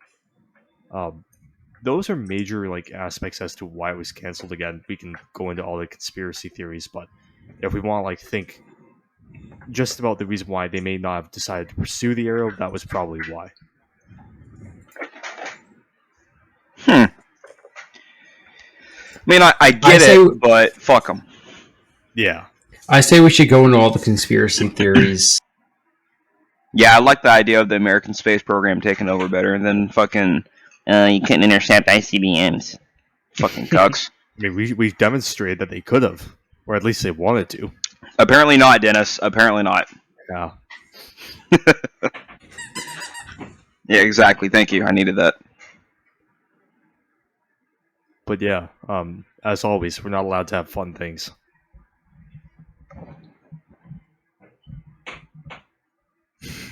Nice one, Ezra. That was me. Oh, nice one, Greg. So Wait, no, it was me. What do you mean? Don't take all the credit. Wait, which part are you talking about? Oh, The Jack. slide or the... Okay, Jack, never mind. Oh, was that what you were talking about, Dennis? Oh, what? Oh, I just I'm so confused. I'm a lore. Oh god. Okay. so Anyways, this is what the Canadian government basically decided to replace the Avro Arrow with. This is a Bomark surface-to-air nuclear missile. What? Yeah. Jesus. Oh my Christ. Oh. I would not want to drive that around. People thought that manned aircraft were obsolete, right? Missiles were the way of the future. So the Canadian government said, well, look, the Soviets are going to use ICBMs anyways, but if they do send manned bombers over the Arctic Circle, it's cheaper to have a small fleet of these unmanned nuclear missiles, the idea being that they just kind of fly in the center of the Russian bomber formation and then vaporize it, rather than having a whole bunch of... Yeah, well, I mean, that was... We're gonna go deliver our friends a package. Bro, it's literally Hiroshima and Nagasaki, but 38,000 feet in the air. Quite literally, yes. That's awesome. Nuclear air-to-air missile... Wait. nuclear combat was a thing in the 50s. Greg just said Hiroshima and Nagasaki was awesome. Yes, I did. We discussed Didn't this. Dennis say the same thing? Yeah. It's not a war crime! Fucking goober. Holding a squishy sushi in my hands. Yes, I don't care. It was awesome. Taste the sun. Oh, Dear God. I could say something extremely sketchy right now, but I could say won't. something extremely sketchy. We just said Then do Hiroshima it. and Nagasaki were Yes. awesome. Go ahead. Send You're it. right. Okay. So you know why the reason Japanese people's eyes are slanty? No. Yes, what? No. Because they had to deal with the blast from the nukes. So now it just looks like they're permanently squinting. It's a blast from the past, yeah. No, I'm that honestly is not not surprised. Japanese. Okay, well, God. leading on to that, I'm surprised the Krauts weren't the first ones to actually use the nuke. Well, they actually They got With damn it. close. They can do Yeah. that stuff. You're not that smart. They were actually very close in Norway with the heavy water project, but we can talk about that in another Yeah, episode. we should. Heavy We water. really really should. A should. nuclear reactor that uses heavy water as baby food. Come on, it's not that big of a deal. Heavy water, come on. There's heavy water everywhere. I'm drinking it right now. That is actually a thing. There's a little bit of heavy water in normal water. Fun fact. We're all nuclear. Well, Jack, stop me. I'm going to start talking about candy reactors. Oh no, I'm ready to hear it. That's Yeah, we're all for it. They use heavy water, which is deuterium, as a moderator to prevent the reaction from going, from becoming a nuclear reaction into a nuclear explosion. Right? That's how they keep it kind of under tamp. Okay. And the great thing about that is that you know Chernobyl. Heard about That it. happened because the course. Soviets used graphite as a moderator, which it's a great moderator, but like if you use it Apparently not. incorrectly, it actually accelerates the nuclear reaction into an explosion. So Obviously. that's why that happened. But CANDU Yeah, reactors obviously, basically can't duh. melt down because they use heavy water. Goddamn Soviets. And shout out I to have a Canada, question for you Canada guys. One. We pioneered that. So if you have power and you're in like Western Europe or Canada or India or Pakistan, you can thank us. You can thank Okay. us. What was better, Chernobyl or Hiroshima? Oh my god. It better in which Chernobyl. sense?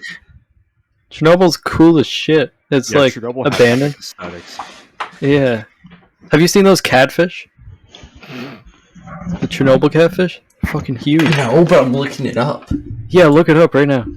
I mean, think about it. Chernobyl's basically waging war by praxis against Russia and Ukraine right now. Like, didn't the Red Force cook an entire battalion of Russian soldiers? Oh god! Whoa! They're big, aren't they? That is. Whoa! But I drop a photo. God damn! Yeah, drop a photo. I want to see these catfish. Send a pic. Let me see how big it is. It's so big. Greg, stop saluting in the general chat.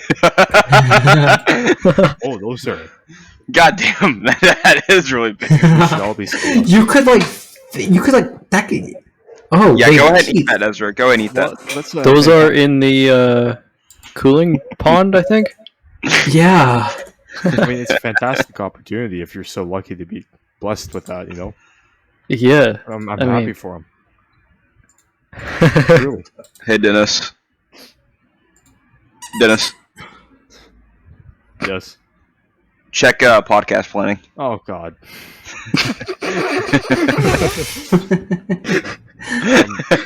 Yeah. So the Avro Arrow in its entirety, a program of what would be like 500 aircraft, was replaced by 2 missile launching sites in Quebec, with a handful of these. I mean, honestly, Oh that's wait, those smart. were actually in service? Dude, Canada had nuclear weapons. We were strapped, man. That's fucking horrifying. Honest to God, like, that's really smart because you don't have to run maintenance. You don't have to. I mean, obviously maintenance, but you don't have to do it like a fucking fighter jet. I'm sure it costs less. People want to like hate on the Beaumark, and I get it. Personally, I would much rather have 500 Avro Arrows constantly being upgraded in service. But considering that Soviet bombers are becoming less common anyways, and the threat of thousands of them coming over the Arctic Circle were getting less every day, the Beaumark, it was an economic, it was a decision made out of economic viability. And they would have done the job. I hate to say it, but these, on paper at least, yeah, it was a smart decision. Doesn't mean it was the right decision, but it was the smart one. Just like Hiroshima and Nagasaki. Jesus Christ. Sometimes we must do the hardest things for the right reasons. Story of my life. Especially when I you come want to the go longest to road. Chernobyl now. No! Big catfish. No! However, I just want to see these big catfish. No, Those because you're going to catfish are go there and you're going to see it. You're going to be like, damn, I traveled all this way. I might as well take a bite of one. And then he's gonna have a big catfish himself. No, he's How going to is come back he to going with America and start the next COVID 25. however, My name's Ezra, and I'm patient 0 for COVID 25 because I ate a fucking radiated catfish. Dude, I've eaten catfish and it's disgusting. You what?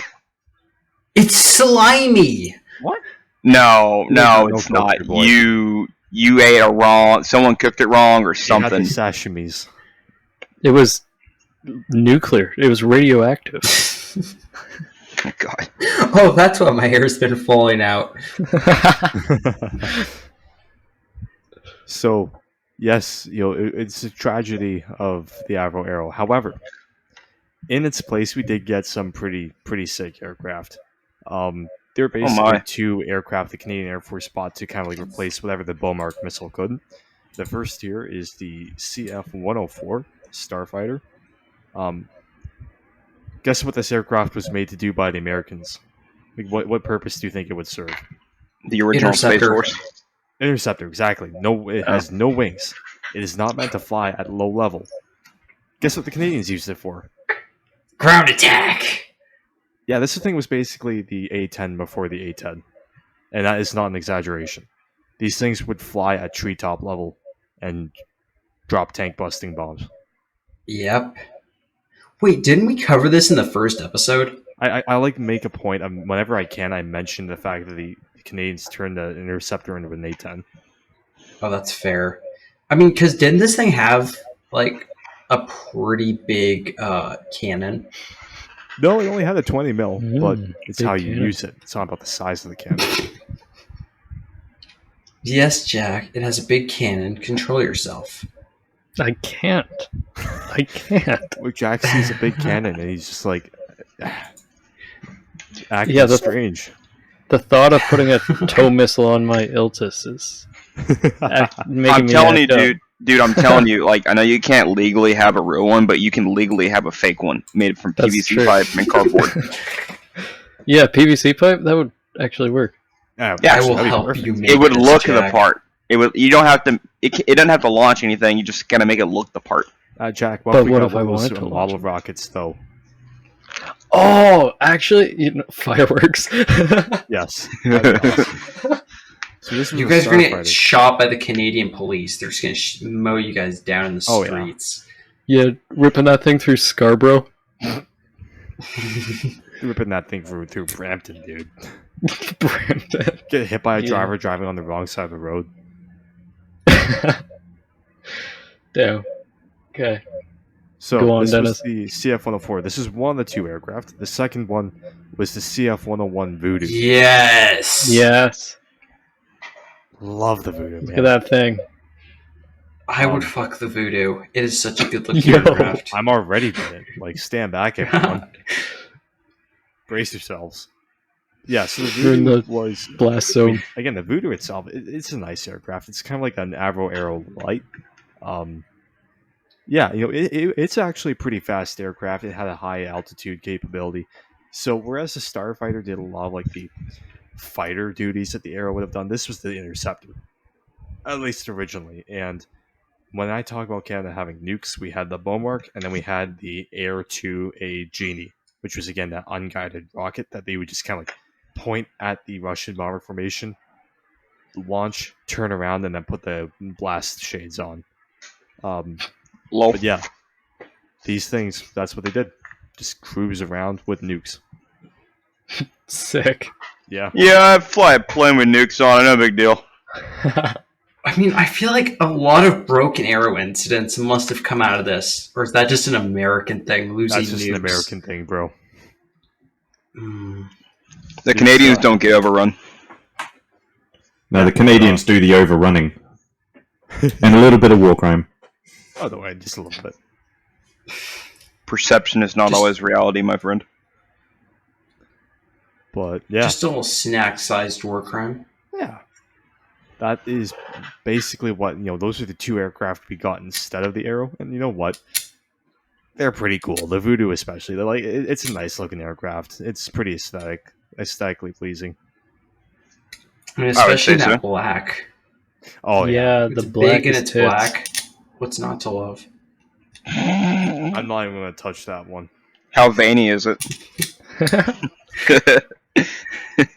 Is it Anyone SpongeBob who veiny, is, or is it like not? To anyone who's listening at this point who has survived like the past like debauchery, I will advise you go on Google and look up electronic warfare voodoos, because when these right before they were retired from service, these were used basically to like act as OPFOR in the Canadian Armed Forces and as kind of like training people for electronic warfare, and they gave those some pretty nice paint schemes, like model worthy.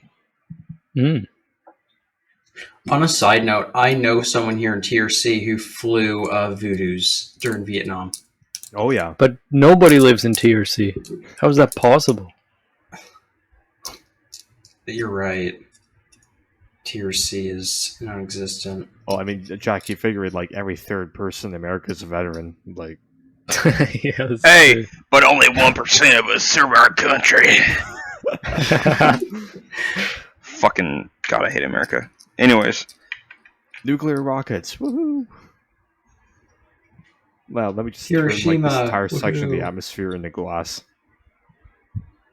yeah, what's wrong with that? No, nothing. Okay, and yeah, to kind of cap the arrow off here, I thought for Jack and I's benefit, I'd make a little like sentimental Tumblr board here.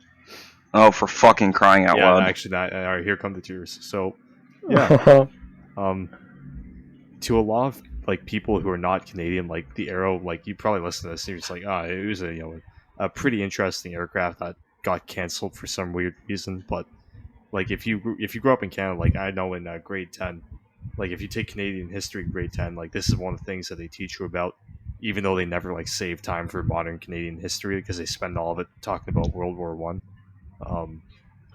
Like yeah, it's survived from 1959 onwards to be a national icon. It's part of our national identity. Yeah, it's just kind of like it was a dream that a lot of people had to make an aircraft that would make us kind of like number one, and it was just mowed down for no good reason. Yeah. Give Mr. Timmy a big squeeze. There we go. Yeah. But Callum, yeah. this is where the violin goes in. Oh, it's been going for a while, I think. Even through all those dick jokes Especially. and the Through every fucking dick joke, the Hiroshima. violin got. Through every dick joke, the violin got bigger and bigger. Till it's just drowning you guys out. It's You gotta just, admit though, those jokes were pretty good. yeah, it's just the violin and then Greg yelling, "But where are the veins?" Yeah. One interesting thing though is that back in the 2000s, the Canadian Broadcasting Corporation, which is like our version of the British Broadcasting Corporation, like they make all sorts of movies, right? All that stuff. They made a feature-length film called The Arrow, and it was basically just kind of like a docudrama about the Avro Arrow. And for that film, they actually made a 1-to-1 scale model, which I think you guys will appreciate, of the aircraft, like accurate right down to every like dial in the cockpit. Basically, just for certain scenes of that movie. And then for a period of time, that model was stored at the Canadian Air and Space Museum in Toronto until it was moved about maybe a year ago to an airport. We can still see it, by the way, in Edenvale, which is just north of the city. But yeah, I remember I was a kid. I must have gone there I must have spent half my weekends as like a 4-year-old down there, and like just seeing this. Like it's so huge in person. The photos really shrink it. I didn't know that photo on the left was you of your childhood. That is like, yeah. Talk to any Canadian boomer from that time period from Toronto, and they'll describe stuff like that to you. So that one's a 1-to-1 model, right? That's not. So the one on the left here, that's the real thing on the day it was rolled out. Yeah. This one is the 1-to-1 model. See, where's the weathering? There's no weathering on There's it. no panel lining. There's no Yeah, it's fucking bullshit. The panel, how many Because bottles it of wasn't tomato? around long enough. How many bottles of Yeah, you bloody got- panel liner would that thing take? Only one because it never saw fucking air. Oh, it did. Oh, It saw a lot of flights. Like it made kind of like 3 months or so that they were flying. That they had it out every day. They were running that thing hard. No, they didn't. I wish I could have seen it. Like, wow. What, the model? Wait, the model flies? No, but you can't No. see it. Like if you No, if I've you seen- want- Yeah, I think I've seen the model before. Yeah. Like a while ago. it was apparently it sounded beautiful. And the Oh, way I it bet. handled was supposed to be just insane. No, we gotta find the one in the barn. It's got Yeah. all the good weathering.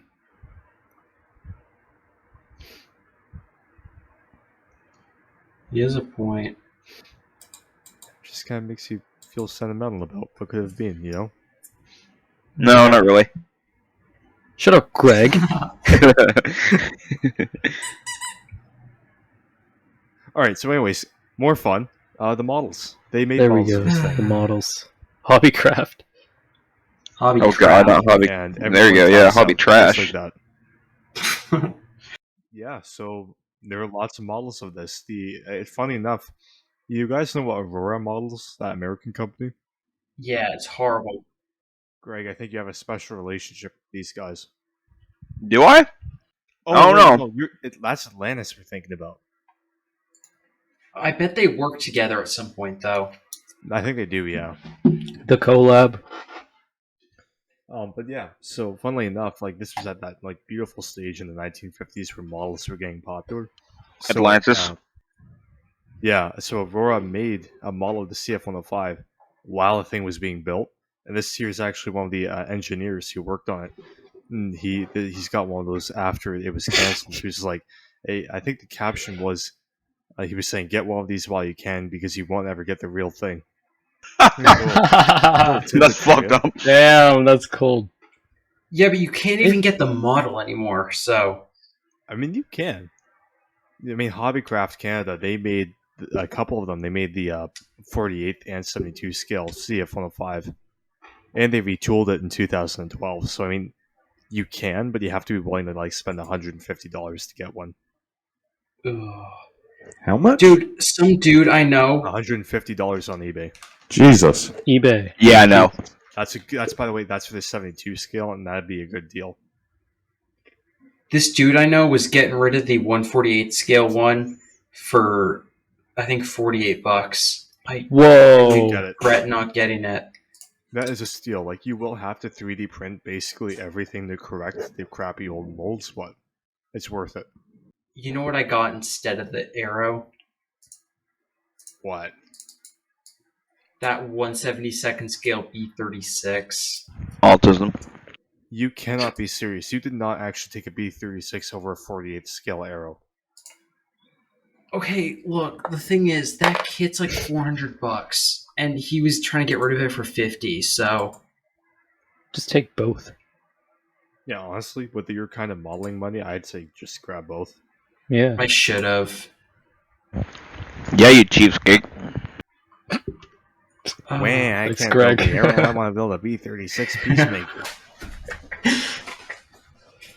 Dude, I'm telling you, when I finish building it, it's gonna have 2 B-47s strapped to the wings. God.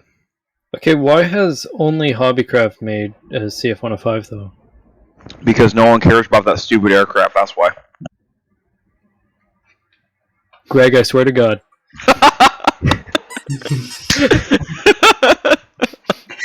Don't say that. Greg's gonna get his kneecaps broke. Greg, I hope that you break your bottle of extra thin and it spills all over your mom. Your belt's not shit. You can't say that, man. Just ain't right. Callum, cue the world's smallest violin, please. And another squeeze of Mr. Tamiya. Yeah. I do want to see Tamiya make one of these in 32 scale, though. That'd be pretty sick. That would be sick. I actually would Imagine. too, yeah. That would be really Oh, neat. it would be huge though. Good. Oh, it would be Yeah, huge. No. no. I like big things. We do. We love big things. It would be massive, and that's Some That's would good. argue too large. no such thing. Yeah. I will say, I'll take it in any size, to be honest. Like, as Yeah. long as it's there. Hey, yo, that's out of pocket, bro. But you Straight didn't up. take it 1/48 As scale. There's Yeah. a company that does a 1/144 scale resin arrow. And it's like Sick. brand new. Well, not Ooh. brand new, but it's like 3D printed and all that. Okay, Dennis, quit fucking blue balling us. Mini craft. Oh, no. I'm kidding. I have no idea. No, not that I don't- Minecraft. It's the one off of eBay. It's a completely different Minecraft. The eBay one. That sounds That so sounds much. awful. That sounds so much worse. If you said that like 7 years ago, bro, like that would be worse. It's the eBay special. Oh god. I mean, technically, all of these kits are now the eBay special. Yeah. So Tamiya, come on. Mr. Take a hint. Tamiya, Mr. Tamiya, come on. Even Ravel. Like, Yeah. we just need something. No. Don't Ravel start would do Ezra. it quite well. Hold on. There was actually a modeling company that did buy a bunch of like that preserved Arrow blueprints, like some of the ones that had been saved when it was being destroyed. I don't Oh. know what company it was, but it was confirmed that there was a major modeling company that did buy the blueprints. A major modeling company. A major one. Hmm. Now, I don't Well- know who it is. I would even take an Academy one. I don't care who makes it, just make it. Yes. Shut up, Wearaboo. You mean Korea? You're gatekeeping the arrow. Yes. Okay, I see how it is. Dude, you have every right to gatekeep it like I do. Come on. Yeah, I know. I just want it. I don't know. I don't build aircraft, but I would if there was one. What do you mean you're building a comet right now? I'm Jack? building a comet right now. I'm getting used to it, okay? I'm Oh. dipping my toe in. Yeah. Letting the My dogs off the toe leash. iltus. Yeah. Well then, that long tirade was the Avro Arrow. Happy Canada Day, everyone. Not anymore. Happy Canada Day. Nope. We are like an hour and a half past that, but Oh well. Who cares? oh well. We have a segment on this podcast called The Hill to Die On, and in this segment, one of us comes on with a really crappy take, and they get crucified for it. And this week, we have Greg. Go Greg. All right. So, in America, especially the South, we have a controversial topic known as the French fry effect, where some people believe that French fries or anything potato-wise taste better skinless versus with skin. If you see on the screen there, you got the basic McDonald's fries on the left, and on the right, you got the really good, what I call traditional French fry. So, Okay, well, first off, it's America. Nobody cares. Skin is good though. in the South, we love the potato skins so much, we actually make that its own dish as an appetizer. I would have that.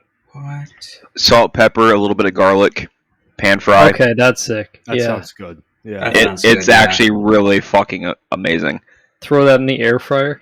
That's the only time it's okay to take the skin off of a potato. That's the only time. Like, you make mashed potatoes, leave the skin. French fries, leave the skin. Potato wedges, you better leave the skin. I mean, McDonald's fries actually taste good, but the problem is that they're too thin. They're smacking, yeah. If they were like maybe 5 times as thick, then I think they would be more popular. Like other things. They're good, I mean, but it's also McDonald's fries. Like, anything from McDonald's is good because of all the fucking shit they put in it. Yeah. I prefer. Yeah, it's like 40% potato. Exactly. Like, don't get me wrong, I'm not a big fan of McDonald's, and I rarely eat there. But you gotta admit, their food's addicting for a reason. See, I don't It's think not A&W because it's fries. natural. What's up? Greg, you ever had A&W fries? A A&W long time ago. Yeah, that stuff A&W is- fries are a controversial one. Natural, like, if you get a potato, like, if you go to a restaurant, right?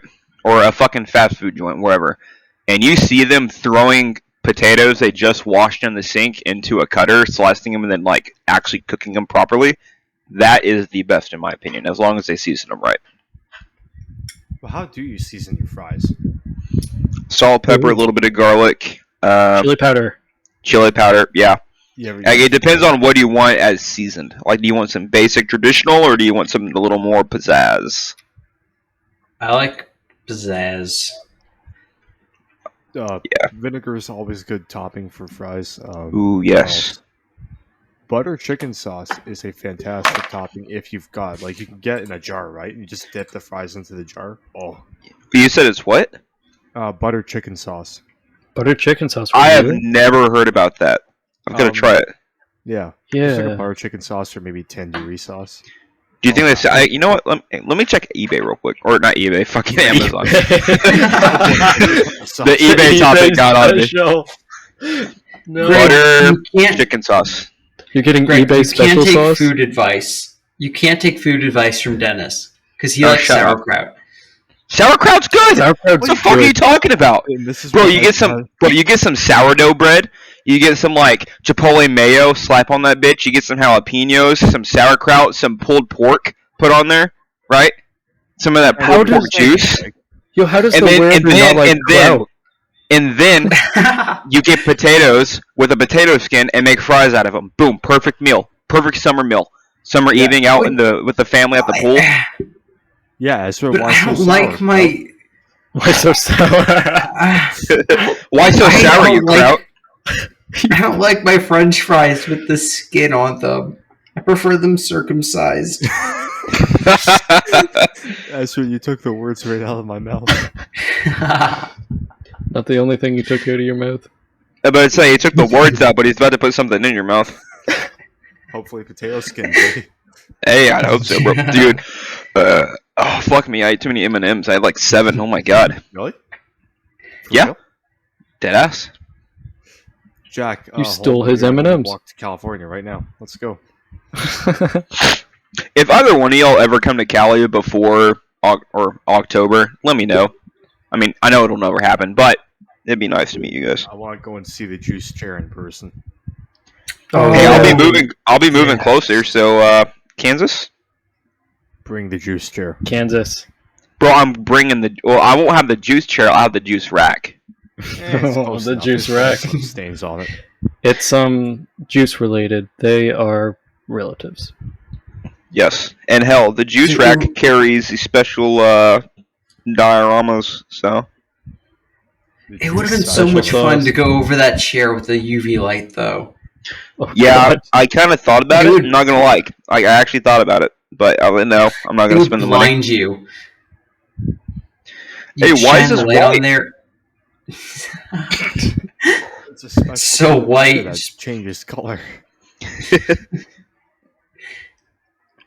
Hey, isn't the chair supposed to be purple?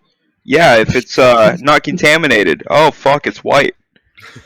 Define Triple chair. contaminated, please. Mm. Hey, Callum, Yo, did we lose Callum? Oh no. Hey. What's your take? We haven't heard a peep from you. Skin on. Attaboy. There you go. There we go. What? Greg, What? Do you have, Greg, do you have Swiss Chalet down there? Okay, say that slowly. Greg, do you have Swiss Chalet? No. Oh Greg, my- do you have the Swiss Chalet restaurant down there? It's kind of like a I've chain. never heard of that.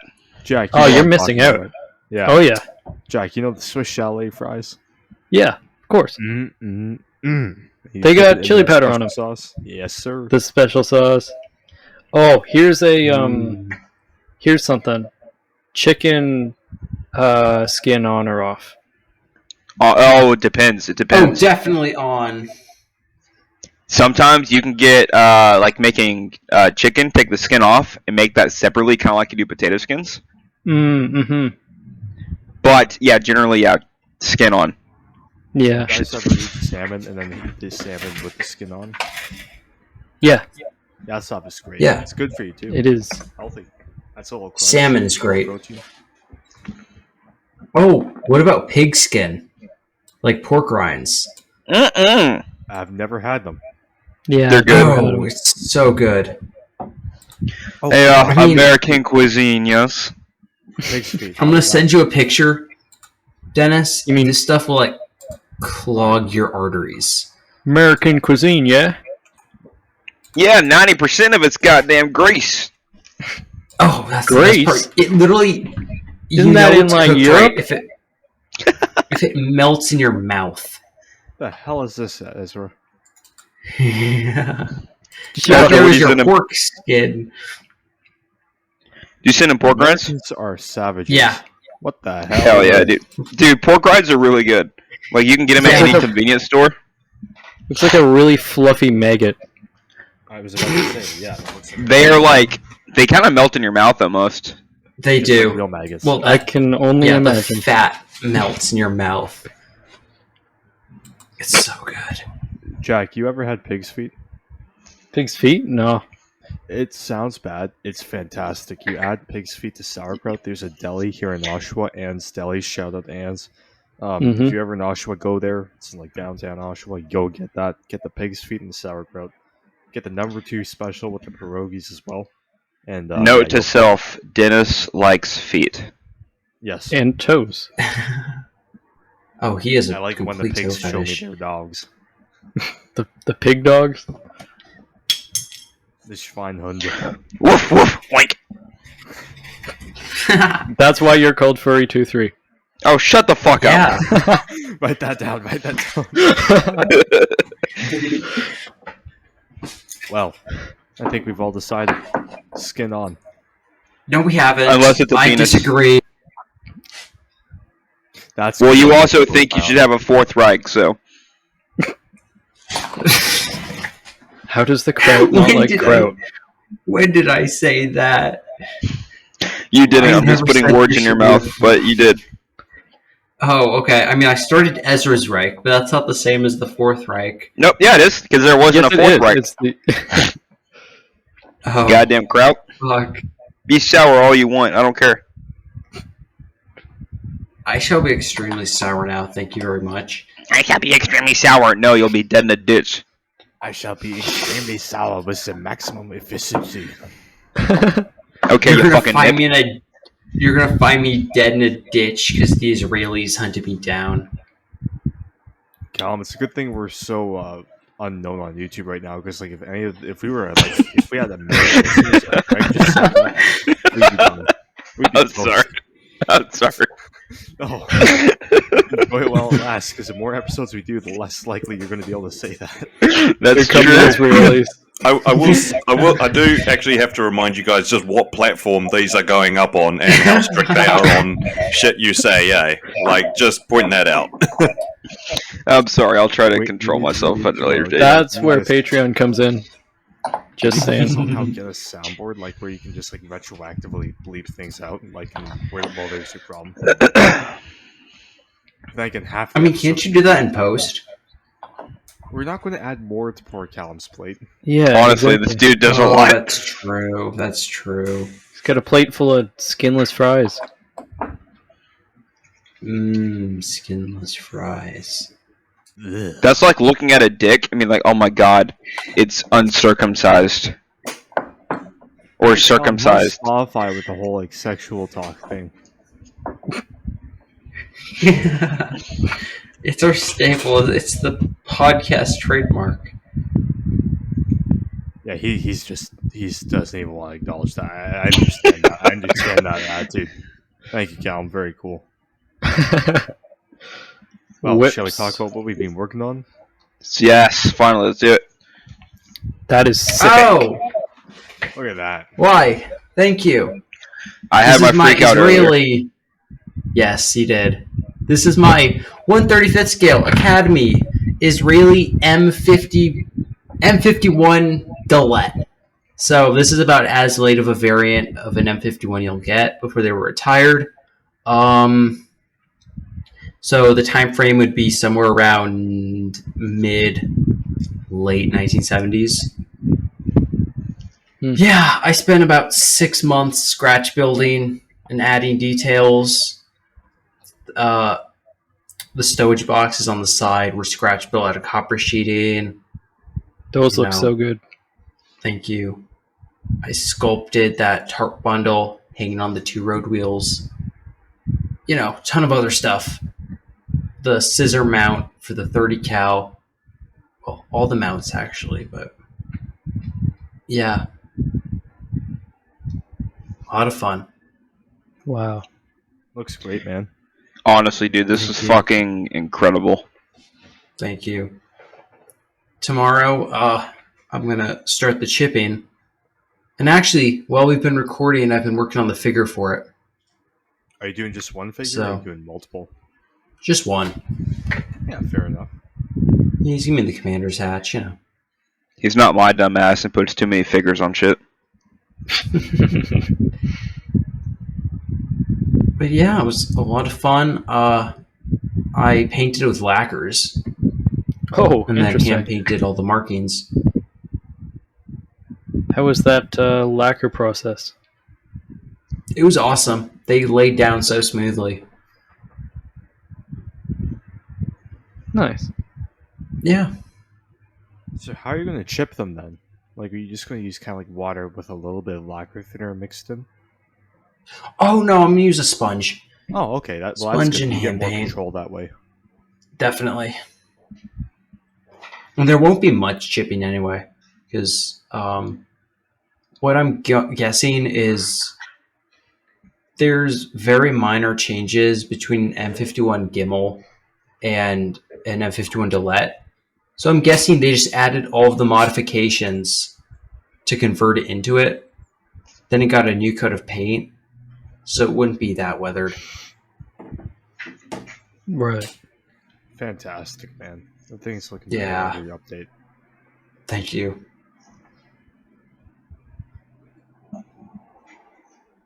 All right, so here is my one and only slide today. Basically showcasing the figures I'm working on. This past week hasn't been too productive model-wise. Most of the time was spent reworking my former Sicily diorama into a Normandy campaign dio. The whole time we've been on the podcast, I've been working on painting the figures, including repainting the belt on the top right-hand figure, and then getting like the khaki and dark green coloring for pants and whatnot on the rest. But basically, I switched my Sicily diorama over to the Normandy campaign, where the 4th Infantry Division and the 82nd Reconnaissance Battalion of the 2nd Armored Division cut west and then north to take on the Cherbourg attack, kind of that whole campaign there. The diorama is going to be based somewhere in that area before Cherbourg, and then, just some figure painting stuff. Lots of work to do, but yeah. Looking good. Yeah, that's amazing, man. I really like you're getting better with the faces too. Oh yeah, it looks great. I love that Brad Pitt Fury haircut that one guy has. Yeah. Oh yeah, I kind of thought about saving that for when I get another EZ8 to do the Fury tank, but there's the Fury tank crew resin set on AliExpress for like $12. I was like, fuck it, I'll just use it. Even the eyebrows, that's actually something I never thought to add before. Yeah, I'm actually going to redo the eyebrows on the guy on the right-hand side with the Fury haircut, because they're kind of uneven. But, yeah. Hey, I appreciate it. Practice. Oh, yeah, definitely. I also have not been too productive this week. I'm working on Aoshima's 1:144 scale US-2 search and rescue flying boat. It's not great. The canopy broke in half as I was placing it in. Oh, God. Oh no. Now, fortunately, being so small, I think I can kind of salvage it, like, just a little bit of painting and all that. It'll look all right, But yeah, nice little unique subject, and I'm enjoying getting back into aircraft. The next one will probably be an A6720 from Tamiya. That's one you got for your birthday, right? I did, yeah. Homeboy at work hooked me up with a Zero. Very Sweet. cool. So this kid is 144th scale? Yeah, so I mean, it's not big. You can see the two. You can see actually my hand. Like, even though the aircraft, like in 72, this thing would be enormous, but I think it's pretty manageable in this size. Like, you'll get a fair amount of detail. The details definitely. Well, you know what? Yeah, definitely. What you could do is, with the cracked canopy, do what most airliner modelers do and paint the canopy black. I could do that. I could actually do that. Thanks for saying that, Ezra. I could do that. Yeah, no problem. That Or always like maybe airbrush it with smoke, like that kind of clear black. Oh yeah. But yeah, that was what I was working on. I didn't have a whip slide because, well, got home late. I'm not gonna say too much because it deserves a Its own episode segment. on its own. a full episode rather than just a little whip segment. But I have been working on a comet as well, little 1/100 scale. Dennis hooked me up, and we might do an episode on that in the future as well, Ezra. Oh yeah, definitely. Yeah, let's keep the other thing hush hush, and we'll do an entire you can recount the whole story to us. Oh yeah, I'll do full story time. We'll do all the specs and everything. I'm tired. I don't want to go over all that right now. It's an epic story that it deserves to be turned into a movie. Oh yes. We'll have Christopher Plummer playing Jack for some reason. The Canada Day movie. I don't know. The Miracle of Canada Day. The Miracle at Sault Ste. Marie.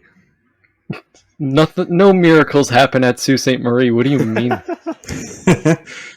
And I have no works in progress because I've barely done anything. Well, that's a lie. I've started on the Tamiya Yag Panther that I bought real cheap. And yeah, the guys on the podcast know how much fun I'm having with that one.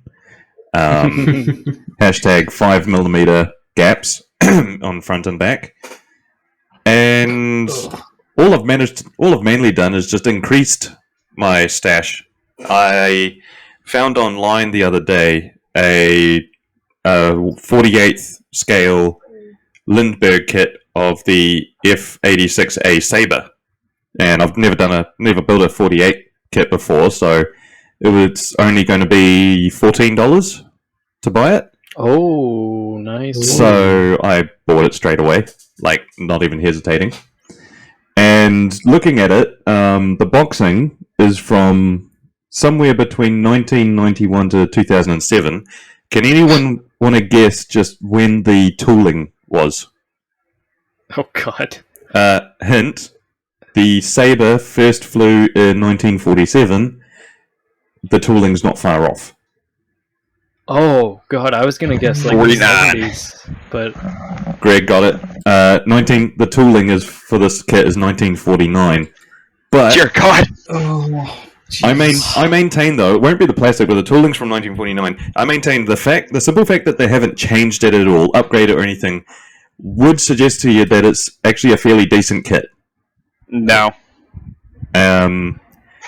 But that's me. I enjoy the older kits and all of that. Although is Lindbergh known as a fairly decent model kit? No. No. The Lindbergh line T55 is like the most horrendous tank ever. And yeah, the rest of their shit's not far off. That actually segues pretty well into our next discussion topic. And that is the best and worst kit manufacturer that we have opinions on. And we'd like to tell everyone that these are our own opinions, and if you don't like them, well, tough. Fuck yourself. Yeah, and have a fun doing it. Don't make an event out of it too. Stream it or light some something. candles. enjoy yourself. Yeah, join the podcast or join the Discord, and then let us know when you're gonna do it. Hop on VC, and we'll all watch you. Send some references. We'll give it a rating. But yeah, so who wants to kick off on this discussion real quick? I think Dennis wants to talk about Tamiya. I'm going to come out of left field here. The best manufacturer is Bandai. Without What? a doubt. Okay. What? We're talking about the best manufacturer, right? We're talking about the quality of the kit. Okay. Now, you don't Oh, I know where you're going with this. Because this is not to do with personal experience. No. Just Ah! do my favorite manufacturer is Tamiya, but the best kit manufacturer. I'll give you a little backstory. So, homeboy at work, he builds all the anime kits, right? I only build 2. I'm only building 2 ever. Don't. It was just fun weathering. Okay. I don't believe it. So one of these kits, right? Well, actually, I think most of them now. They're action figures, right? Like you can pose them, and they've got like these articulatable skeletons, right? The entire skeleton, which you then put like all the pieces on that moves. Everything is one piece on the rudder.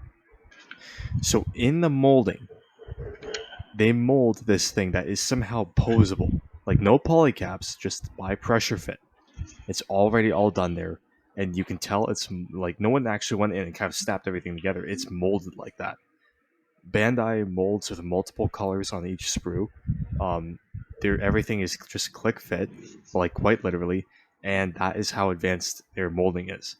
So while I don't think they're my favorite by any stretch of the imagination, the best, like in terms of just like the quality of the molding, I think Bandai takes the cake, and I'd like to see them do more aircraft and model and like armor kits. They do a lot of Star Wars stuff too. They do a lot of Star Wars stuff. Yep. Yeah, I've seen They the need to Star do, Wars kits before. I really want to try one of their Star Wars kits just to see the hype. Like, I've got their ATST in the stash. Honestly, just try doing one of those like Gundam kits. Not because you don't have to like. I never watched the anime or anything. I just built it because it's kind of cool. Do it just to find out what they're doing with modern injection molding techniques. Yeah, I have seen Adam Savage build one of those kits, and you went through it thoroughly. And yeah, just the fact that that's like an elbow moves and it's still on the sprue is pretty impressive.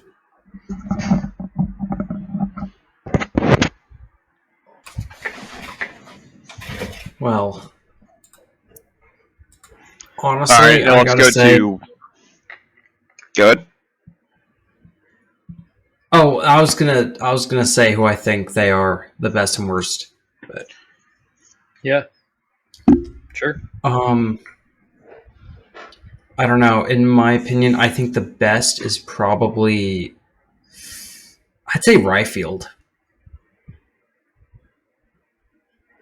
Mainly because of, okay, so the kits aren't over-engineered like mini art, but they have very good detail. They come with not photo etch, 3D printed parts. I mean, Hey, really? you don't need, yeah. Really? Huh.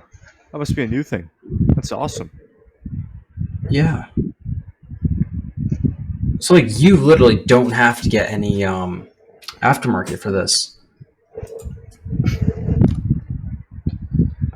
Convenient.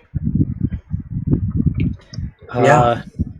I haven't built any of their kits, but Dennis could probably have something to say about iHeart Kit.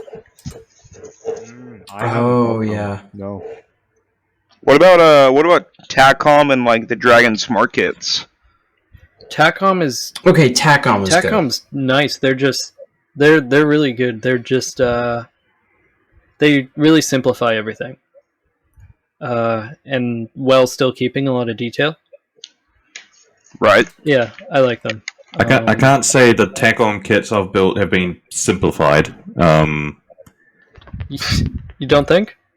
Because I built the SMK and Right. Yes. like the turret, the main 75mm howitzer turret on it is definitely not simplified, but well engineered.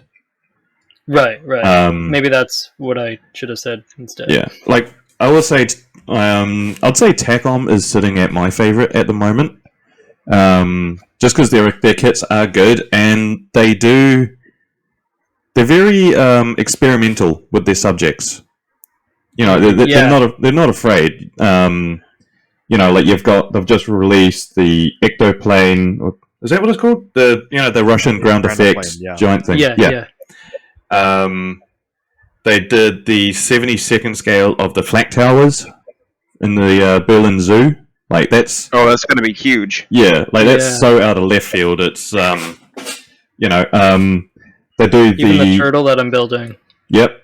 They're really going variety, and their kits are very well engineered. And I think I'd say my favorite part is their instruction booklet. Like they put a lot of thought, design, and effort into the instructions.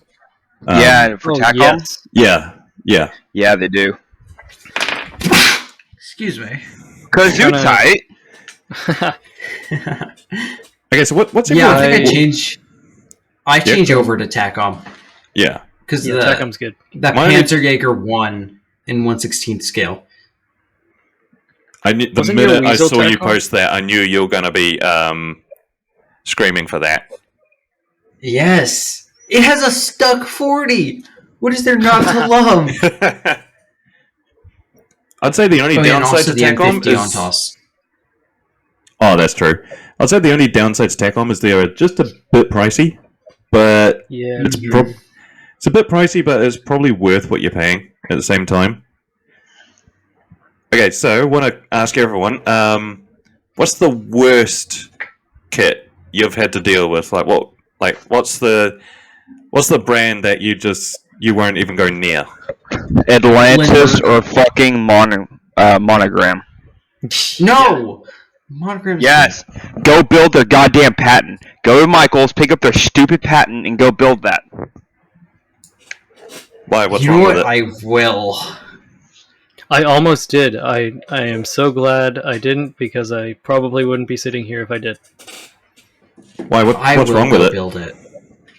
The fit is so bad. How so? Boo-hoo, the fit's so bad. I'm Greg.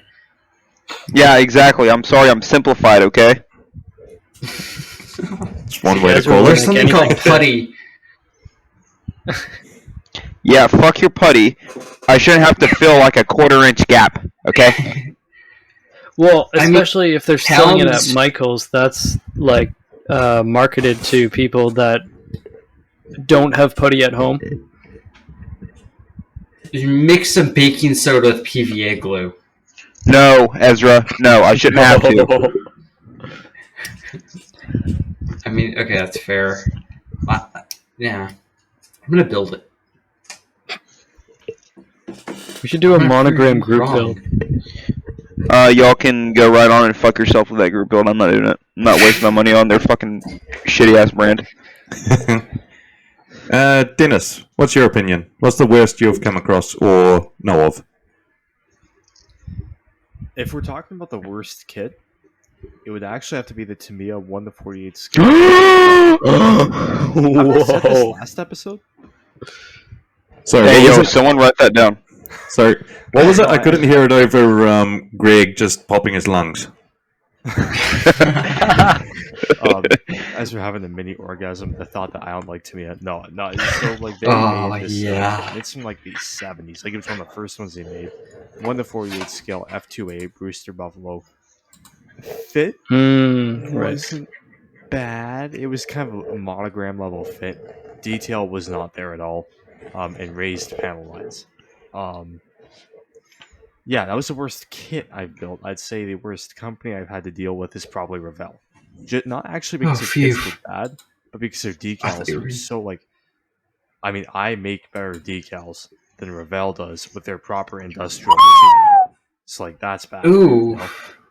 Contact Dennis. Damn, No, it's boy. true though. I would agree. It's true. Like me with my $100 HP printer somehow managed to make better decals than Revell's 1/72 Tiger Meat F16.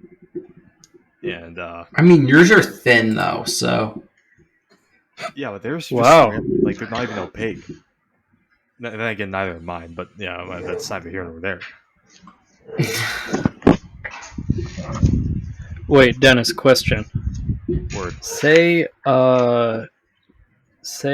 I wanted to print out some 1-to-1 scale decals. Would that be doable? You want stickers or water slide? I don't know. Well, 1-to-1 scale, right? I'm not really sure Tell me how. this: what do you want? Like, what marking do you want? Just like numbers. I mean, that would actually probably be like template and then spray paint. I was about to say I will literally use my Cricut machine to cut it for you. Oh, you got a Cricut? Okay, sweet. Oh yeah, yeah. We'll Okay. certainly Keep in we'll have a contact. group airbrushing session. Yeah, don't worry about it. Okay. Yeah, we've got a channel just for this type of stuff. What the fuck is that noise? Wasn't me. Who's plucking at a guitar with their toes? Why is it their toes? Why couldn't it There's be any always other part of toes, their body? Ezra. There is always Oh, toes. Because we have a toe and dog fetish here, okay? Get with the program or fucking leave. Wait, You're the one with the dog dogs? fetish. For No. Yeah, Greg. No. I don't have the fetish. Y'all just like the dogs, okay? So I let them out every once in a while. It's like a treat.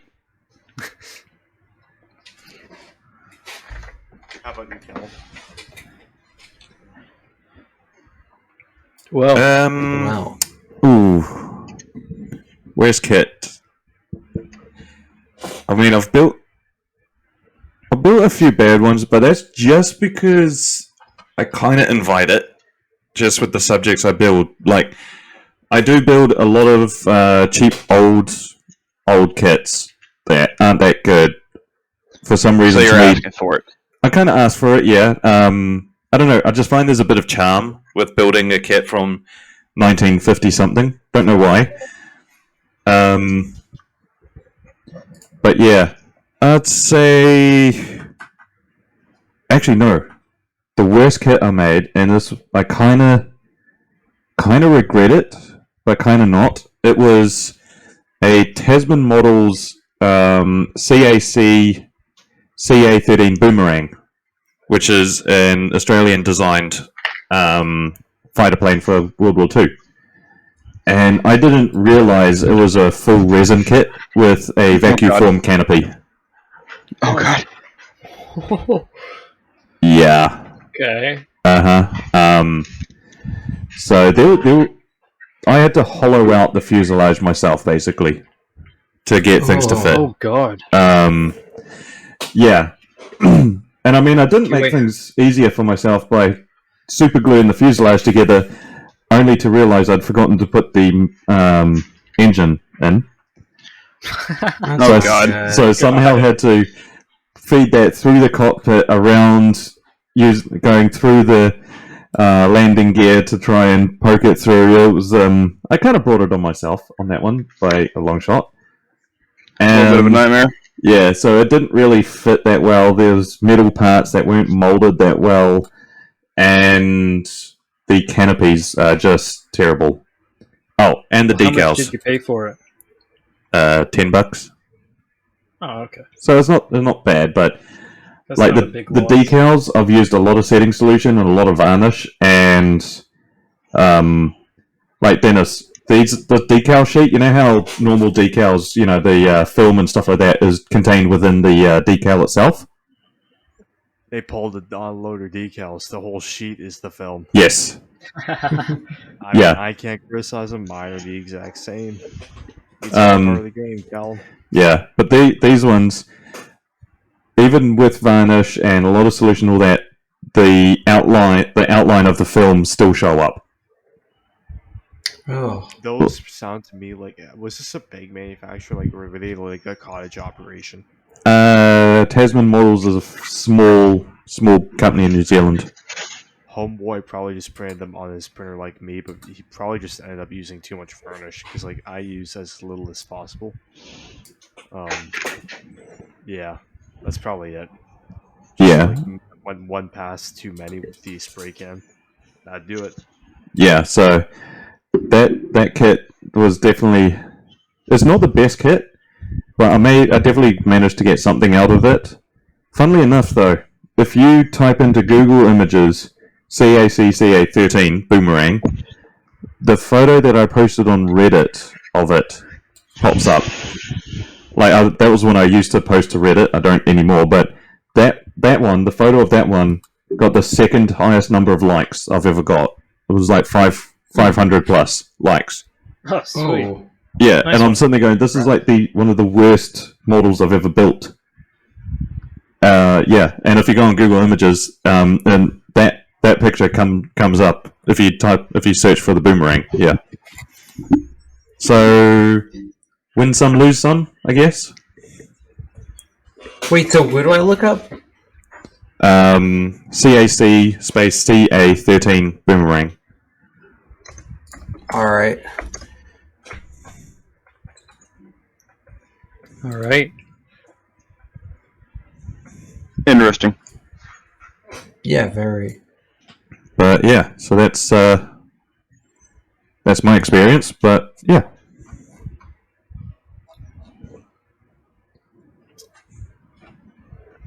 So we should probably look at wrapping up the episode. You reckon? Yeah, I'd say so. I think this is going to be the longest one yet. We're clocking in at 2 hours and 26 minutes. Dear I'm God. so tired. Oh. I'm gonna pass out.